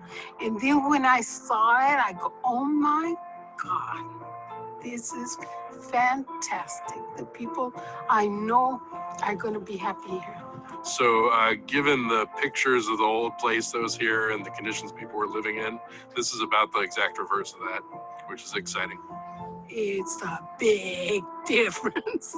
our motto is community possible. We focus on work, play, and home. All of those things. A home is a foundation, but if you don't have, various programs to be able to enhance your career or job training, or you don't have arts and culture or fun for children to play and to be a kid, those are all things that are super important and go hand in hand, because the home is, again, just the foundation, but Eden provides so much more. So I think it's that transition from the affordable projects being seen as a negative for a neighborhood or a city. And we're really seeing Eden and other developers where it's the opposite. That's the project that is the best maintained, with everything working great and can actually inspire other developments. You really get grounded when you go to those groundbreakings. I think the best part is to see a unit for a resident. When you see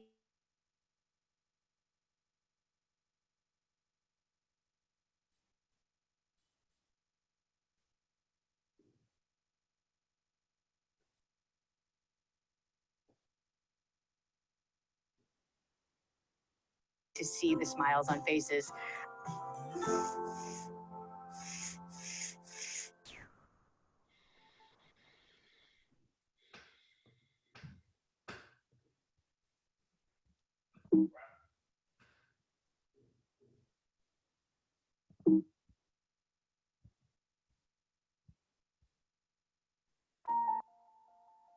Coalition of Homeless Services Providers serves as Monterey and San Benito County's Continuum of Care Coordinator, promoting community-wide commitment to the goal of ending homelessness.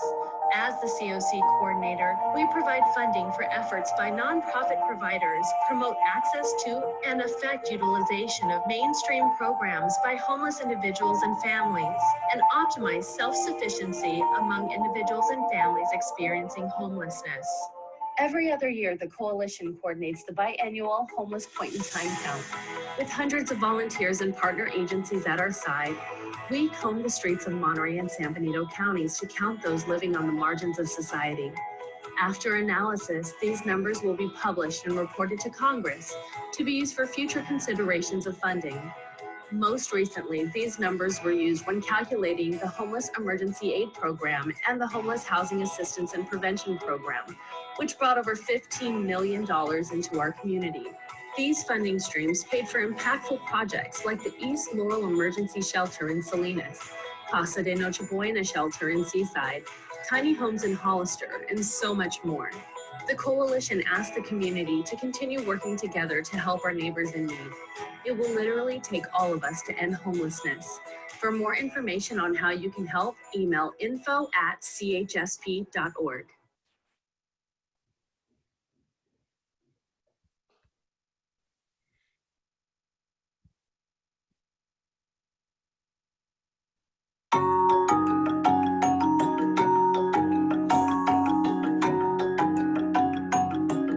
EAH Housing believes stable communities start with housing opportunities for people in all stages of life. Having a place to call home is the foundation for career paths, healthy families, and secure retirements. For over 40 years, EAH has been developing, managing, and promoting affordable housing throughout California and Hawaii. Join us to build a brighter future.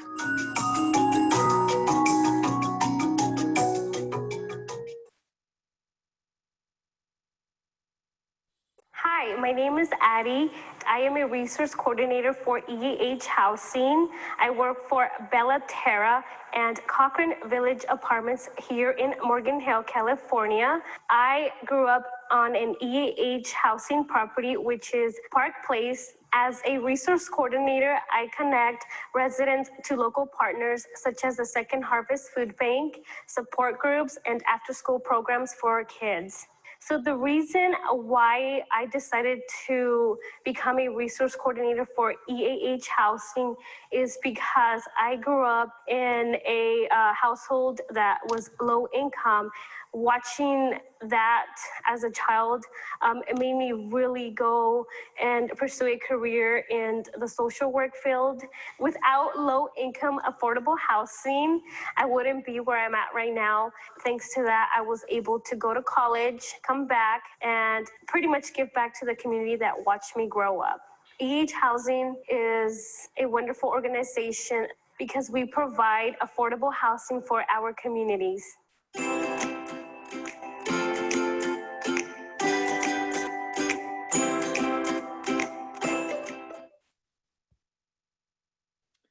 Welcome back, everyone. Those videos were awesome. We really appreciate all of our members and social service providers, developers that had the opportunity to put some of those videos together. There's certainly a lot happening in our region that we're very proud of. There's a lot more that couldn't be shown, but certainly you got a sense from that from speakers earlier. We now want to move into our next exciting panel discussion. And we will pass the mic over to my colleagues here, Rafael and Emmy, who are associates on our housing team to facilitate the discussion with our direct service providers who are on the front lines uplifting our community. Thank you so much, Rafa and Emmy. Take it from here. Thank you, Matt. Hello, everyone. Good evening. Buenas tardes. Welcome to the Direct Service Provider panel.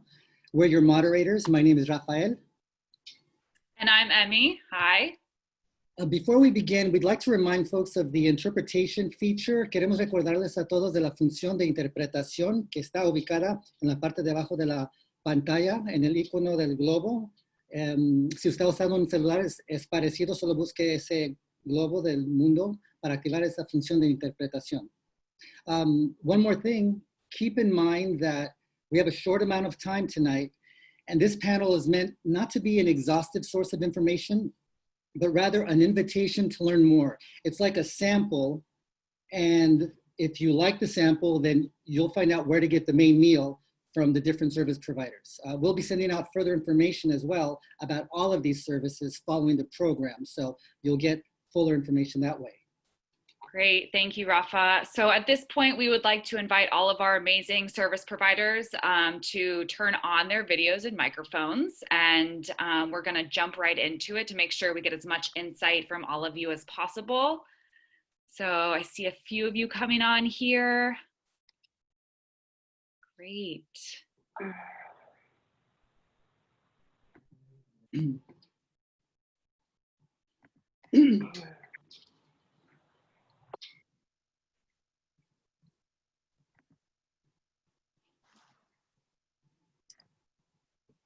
Great to see everyone.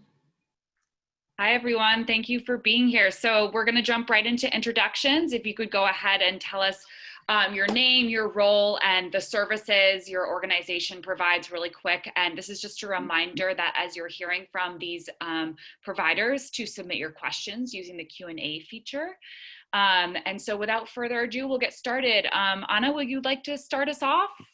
Sure. Hi, everyone. It's great to be here. It's great to listen to all our elected officials. I'm Ana Ventura Ferris, the Executive Director of Catholic Charities. We serve 4 counties, and the 3 that we serve that affect here are San Benito, Santa Cruz, and Monterey. We provide, in the world of housing, we have more than tripled our rental assistance for people that are focused. We are focusing now on laid off workers that do not have access to unemployment or stimulus checks, which we got hundreds of calls. And so we're working on that still today due to all the shelter in place orders, mostly in the restaurant hospitality arena. We provide grocery cards, Visa cards for direct aid so that people can buy food and what they need in the housing world. And then we're helping with HEAP, utility, CalFresh, Medi-Cal, free immigration services, and I'm sure something else. But for the purposes of housing, rental assistance is key. And I do want to thank publicly our state and federal officials because we receive CARES money, we receive state funding and federal funding for SNAP Ed, from CARES, from Emergency Food and Shelter as well. So I want to thank them for fighting that battle to keep those programs alive. Thank you, Anna. Emily from Echo Housing. Good evening, everyone. My name is Emily Garnica, and I am the housing counselor for Echo Housing. Currently, we serve Monterey County as well as Alameda and Contra Costa County. So our agency provides tenant and landlord mediation and conciliation, as well as education on rights and responsibilities for both tenants and landlords, as well as fair housing education and investigation. Currently, we're working with the Monterey County and the City of Salinas to putting together webinars to educate our residents about local moratoriums. So that's what we've been working on right now in this time of COVID. Thanks, Emily. Thanks for being here. And we understand that you have a Spanish webinar on eviction moratoriums tomorrow. Is that correct? Actually, next week. The Spanish one is next week. Oh, it's next week. Okay, got it. So it's the 22nd. Correct. Awesome. So yeah, that information is on the screen and we'll follow up on that as well. Can we go back to our list of providers?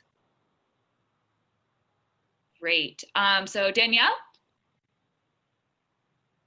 Good afternoon, everybody. Good evening, everybody. Buenas tardes, noches a todos. My name is Daniel Gonzalez. I'm the Executive Director for CCA, Center for Community Advocacy. As an update as to some of the tasks that we've been working on is definitely, housing is one of the biggest issues that we see in the community right now. We've been really working to help alleviate some of the stressors that have come along with the COVID pandemic, but even before, with all the issues that we were seeing with the evictions when AB 1482 was coming to pass. So we recently have been working on providing some resources, not helping distribute resources. Actually, some of the panelists here today we've been working with them, and they provided some resources to alleviate the need in the community. So we're really thankful that we were given the opportunity to participate and collaborate. The community certainly needs as many resources as possible to overcome the economic difficulties of COVID. So the main work that we've been doing also is related to COVID.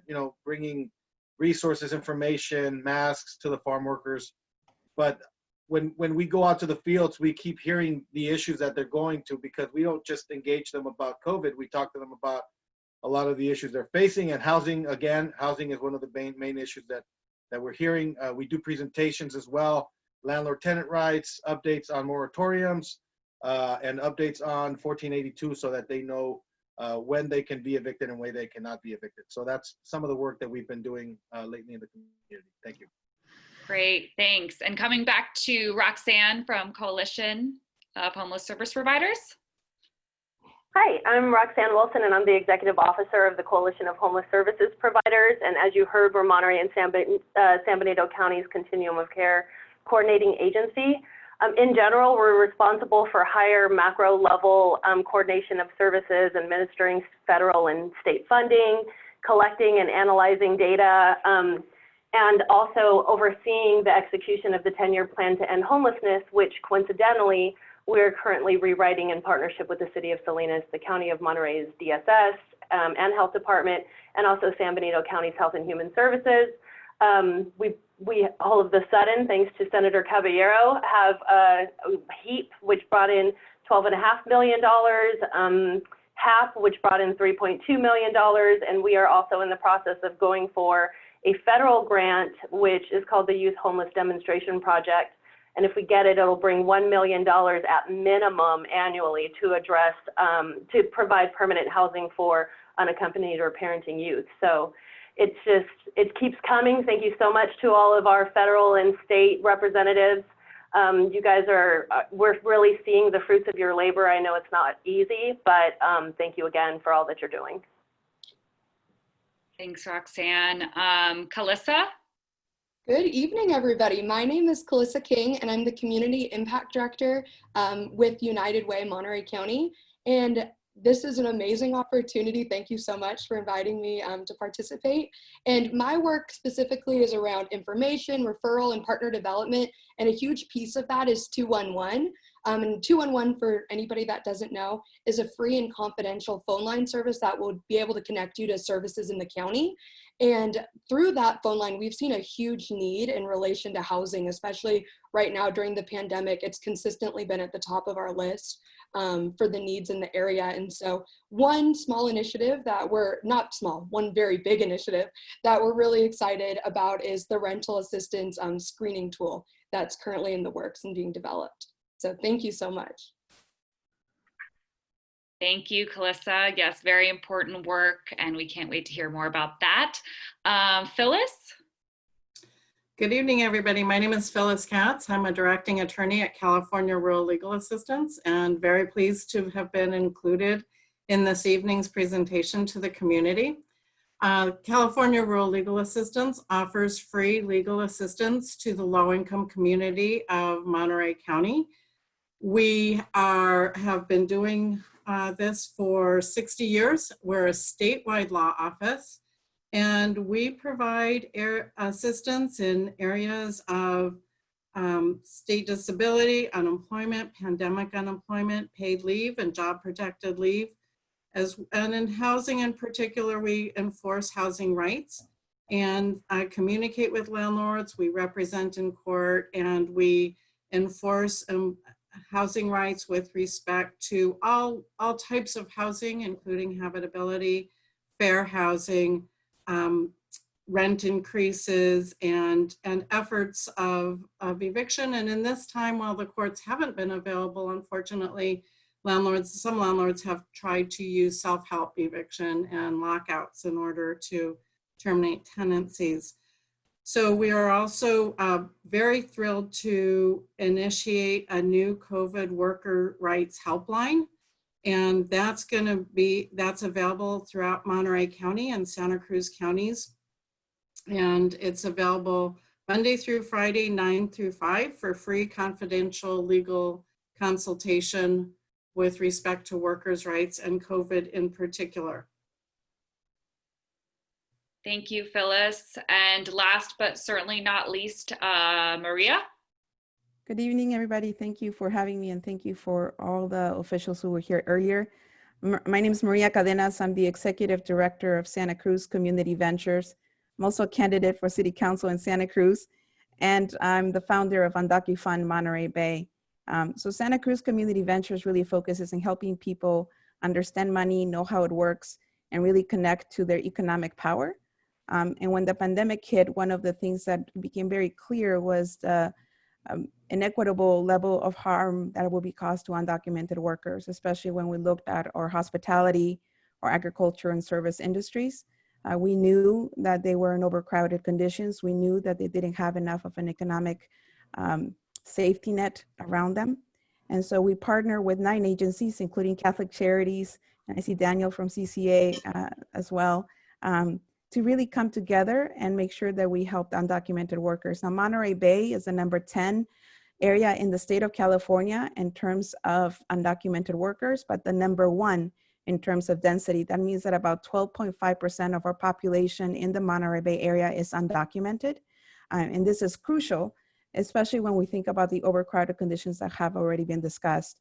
At UndocuFund, what we learned is about 86% of the recipients are using their support for rent and just to stay house. And this is on top of food being the second use of that money. So we're talking about the need to see the connection with health and housing, with education and housing, because about 70% of the recipients have young children. So they are in overcrowded conditions, and these are families, and on average, they lived in the area for 15 to 20 years. So we're happy to share what we're doing on UndocuFund. We're still providing relief.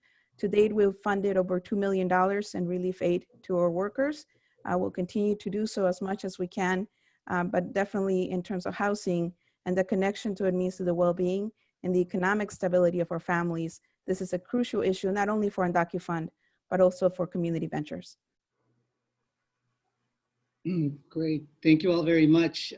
There's one thing that we found out recently that I feel speaks to a lot of the points that you were all making.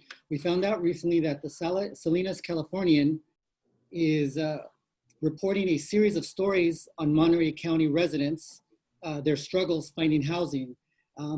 And one of the things that they want to do is they want to hear from folks. They want to hear from tenants, from renters, from residents, that if they feel they've been denied housing for a reason that they feel is unfair, some of the things that you've all alluded to or mentioned directly, they want to hear about it and they want to know about the experience and possibly be able to cover it. We will provide that information at the end of the show, and we'll put it out later. I just wanted to announce that. One thing, just going to the questions, just getting to the ground level of this.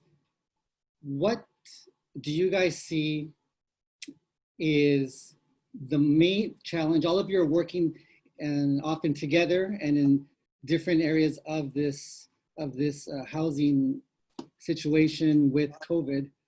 What do you specifically see? This is for all of you. What do you specifically see is the number one challenge that people that you work with, that you provide services to, come to you for? And what is that? And what is it that you would like people to know? So what is the main challenge that you hear from folks? And what is the thing that you want them to know, to be very clear on?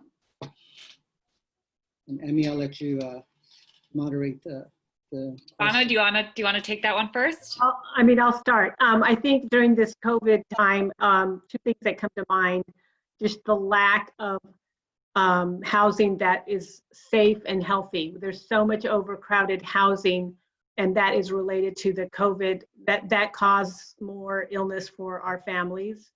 We are now we're giving masks now out because of that, of trying to prevent that. But the number one thing for me too is that there was thousands of people that got laid off that are undocumented and have been working, as Maria says, from 10 to 20 years. And many of the families that came to our doors, the mom was working in a hotel, dad is working in 2 restaurants, and they had no unemployment accessibility to that, no stimulus, and they had nothing. And they were just driving around trying to find pantries. That's unacceptable. And these workers, and if Congressman Jimmy is listening, or if someone could let him know, that they deserve a path to an immigration status.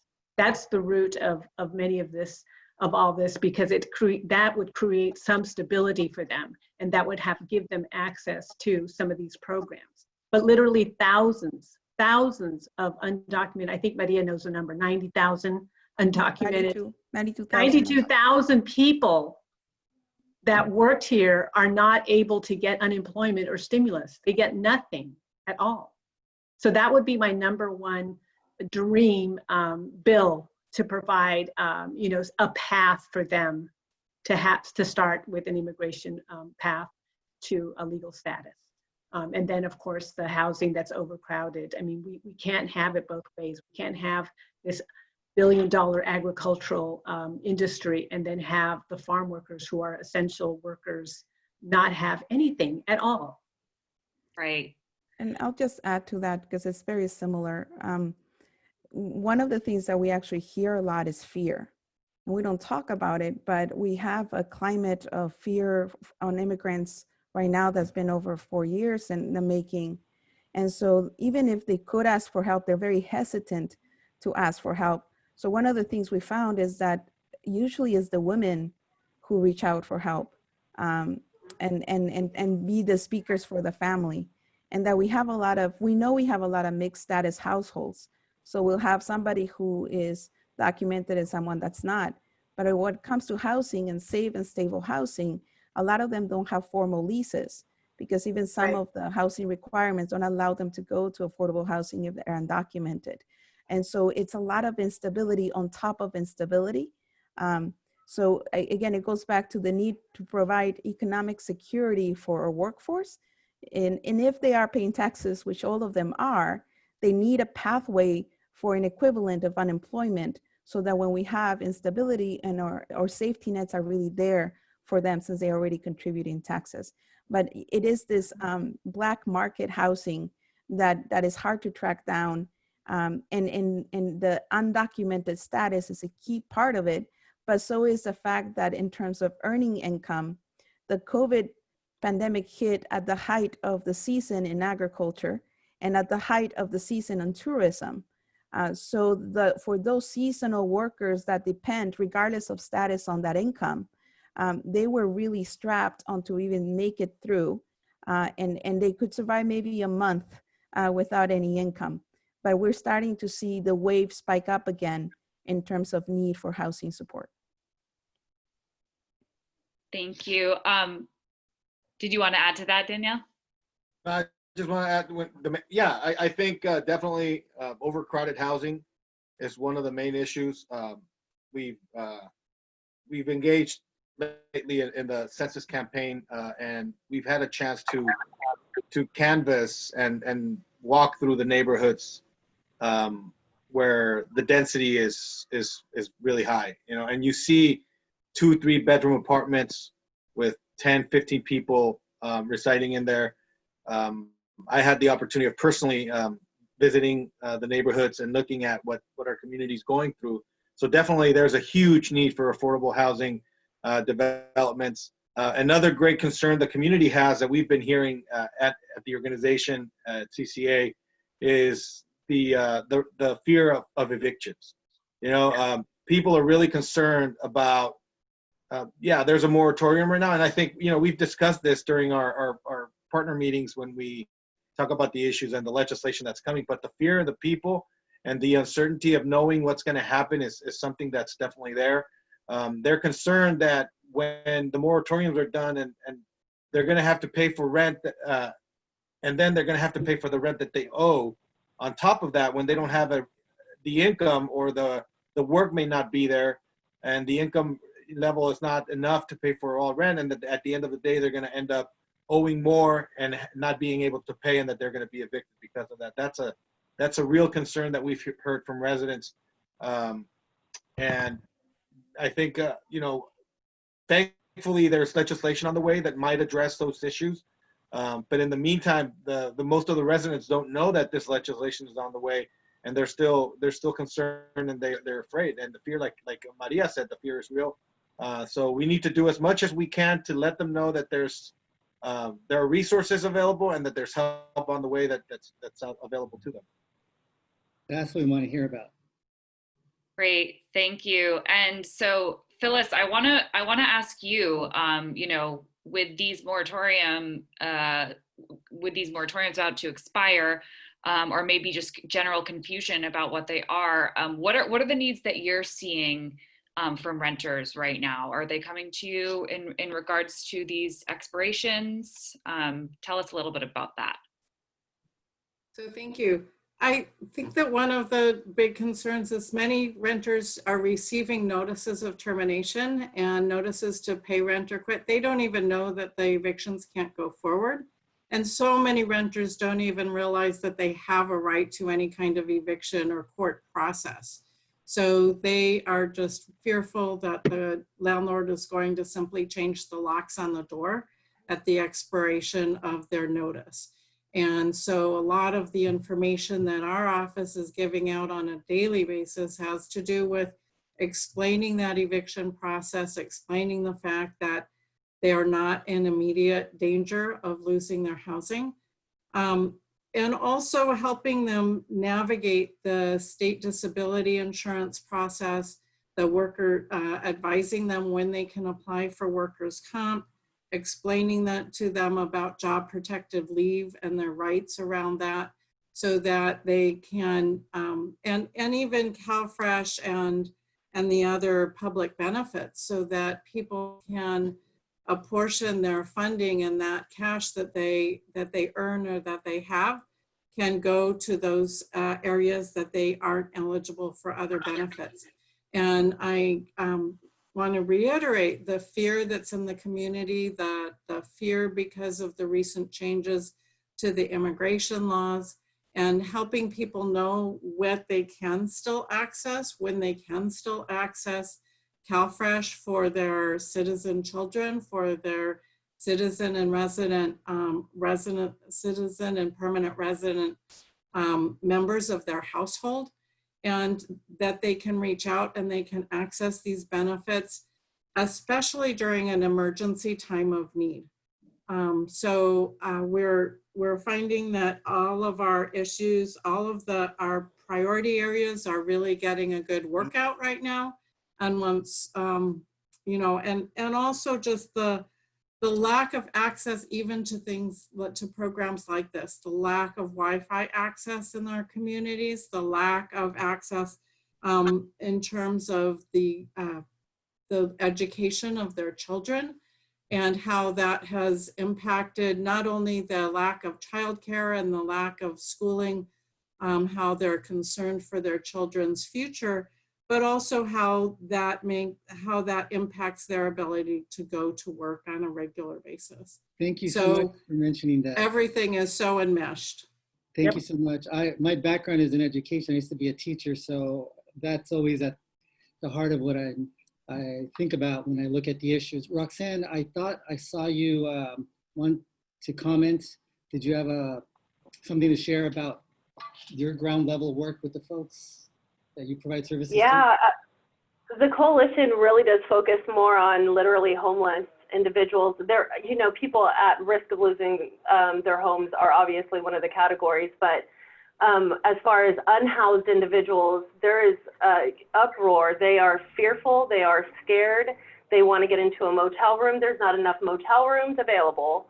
And on top of that, there's not enough service providers to help manage just standing up, you know, multiple motels to take care of people. So the fear is very real.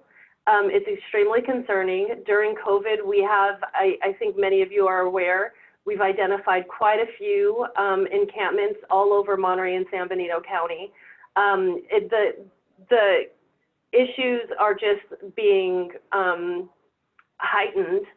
You know, we've always had a homeless problem. It's not a secret. But now, because of the fear, even with housed individuals at risk of losing their homelessness, it is just almost overwhelming when you think about how do we address everything. I do want to let everyone know that there is about, that I could calculate off the top of my head, almost $3 million for multiple funders put aside for homeless prevention.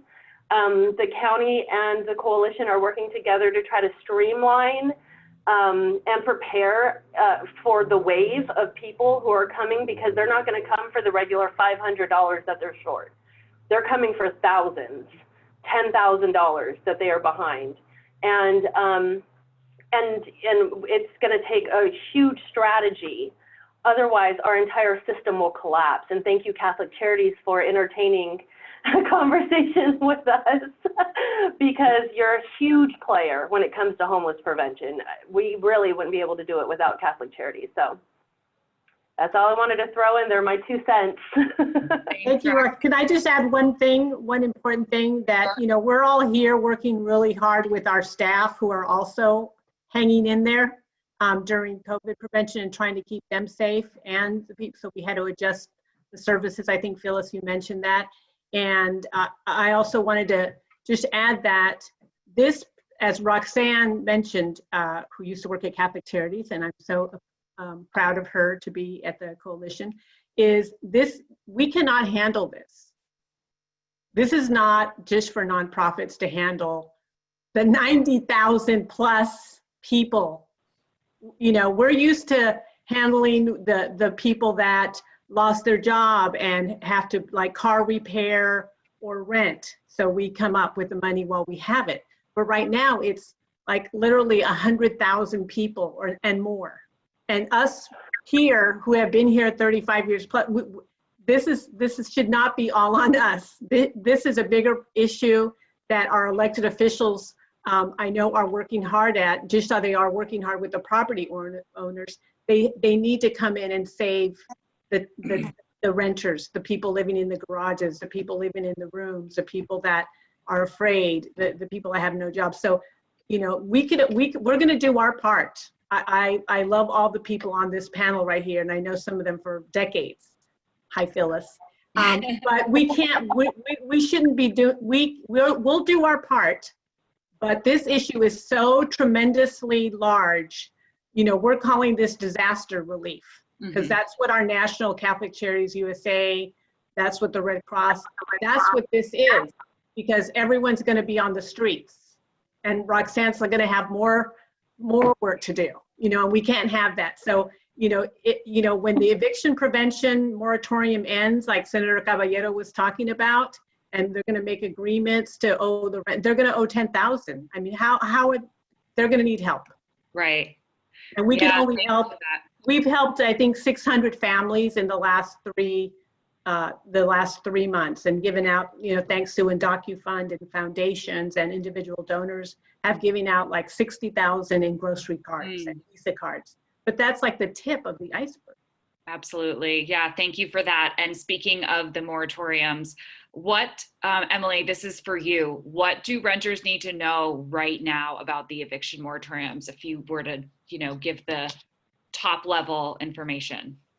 I think the most important thing that they need to know is that, yes, it's coming to an end, but the county can extend it, and hopefully they will extend it pretty soon.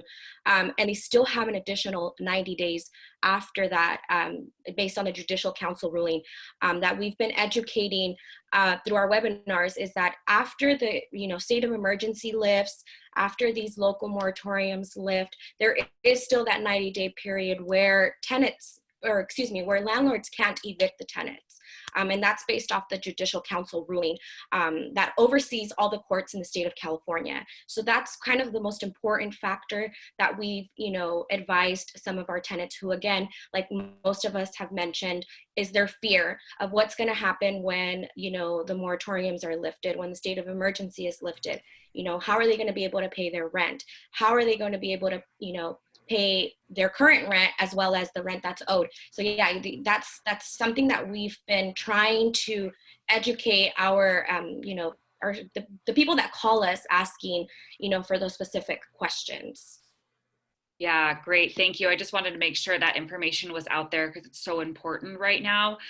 So we are at time, but we want to get one more question in, and it's to Calissa, because I think she can really speak to how interconnected all of these issues are, and what people can do no matter what they're experiencing right now. So Calissa, do you want to speak a little bit on that? Yeah, thank you so much. And thank you to everybody that shared this about your amazing resources and all of this great insight. Something that has come up with every single person that's talked is fear, right?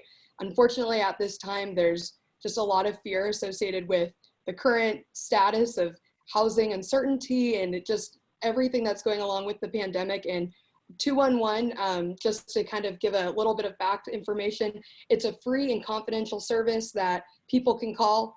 We have call specialists that are trained, and when somebody makes that phone call, they're able to direct you to whatever service is available in Monterey County. So if that is housing, we have different categories and different amazing partners that are working in housing, but we also have income, food, health, education. It's multi-level, and if someone calls and needs a referral to multiple resources, we also can do that.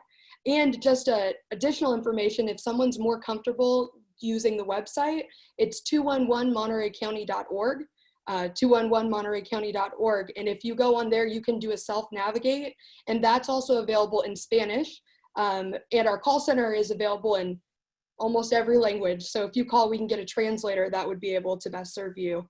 And we're, really proud that at this time, we're able to partner with all of these great organizations, but also just best serve the needs of our community, because we know that it is really challenging. And unfortunately, as we all know, when someone experiences hardship, very seldomly does it occur in just one area.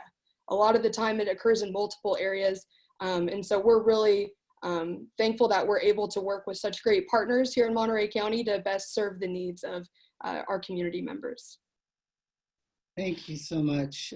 There's so many questions that we can ask you all. Daniel, did you want to make a quick final comment? I just want to add one thing. I know that we're almost done with the questions, but I just want to add one thing. With regards to moratoriums, the governor extended them all the way to September, but left the details out and gave the power to the local governments to decide if they would like to extend moratoriums or they would like to limit the extent of the moratoriums, right? So we need to do our work at ground level with our local governments to make sure that some of those protections continue, and the residents are awarded at least from here to September to continue with those with the moratorium. So that's just something that I just want to mention, because we talk about local governments having that power, but I haven't seen that happen yet locally. So just putting it out there. Thank you. And that's the reason why we're all here and why we are working together. Events like this are for informing the public as well as informing ourselves how to work together. To all the points you made, there's a lot of questions, like I was going to say, that we can go on. Please, everyone know that we're going to make this information available afterwards. And now for the different reasons that to contact these different service providers. There was a question that someone said, what plans do you have about educating American citizens about the financial contributions of undocumented workers? Obviously, we can talk about that for a long time. I wanted to make note of that. And someone also posted a virtual housing summit coming up. We will give that information later. So again, much to talk about. We'll do our best to provide the information. Thank you all for being here. I'm Rafael. I'm Emmy. Thank you so much to our panelists. We can't thank you enough. And back to Matt to close things out. Thanks, everyone. Thank you. Thank you, Rafa and Emmy, and all of our esteemed panelists. That was an amazing amount of information and very informative and even fun with you all and our elected officials earlier. Thank you all for joining us this evening for our first virtual housing fair focused on our beautiful Salinas Valley. The idea is to move this around and customize it across the region. So look out for additional opportunities to collaborate with us and learn more and be part of the community engagement in the future. So again, we want to invite you to engage with us by signing up for our newsletter. You can follow us on social media, join our action center to help stabilize our workforce housing needs and increase the supply of more housing across our entire region. And I'm sorry we didn't get to all of the questions that were posed earlier. There's about 30, I think, and we'll do our best to address many of those as we can and post on our website as part of our recap. So until next time, take care and be safe, everyone, and see you soon.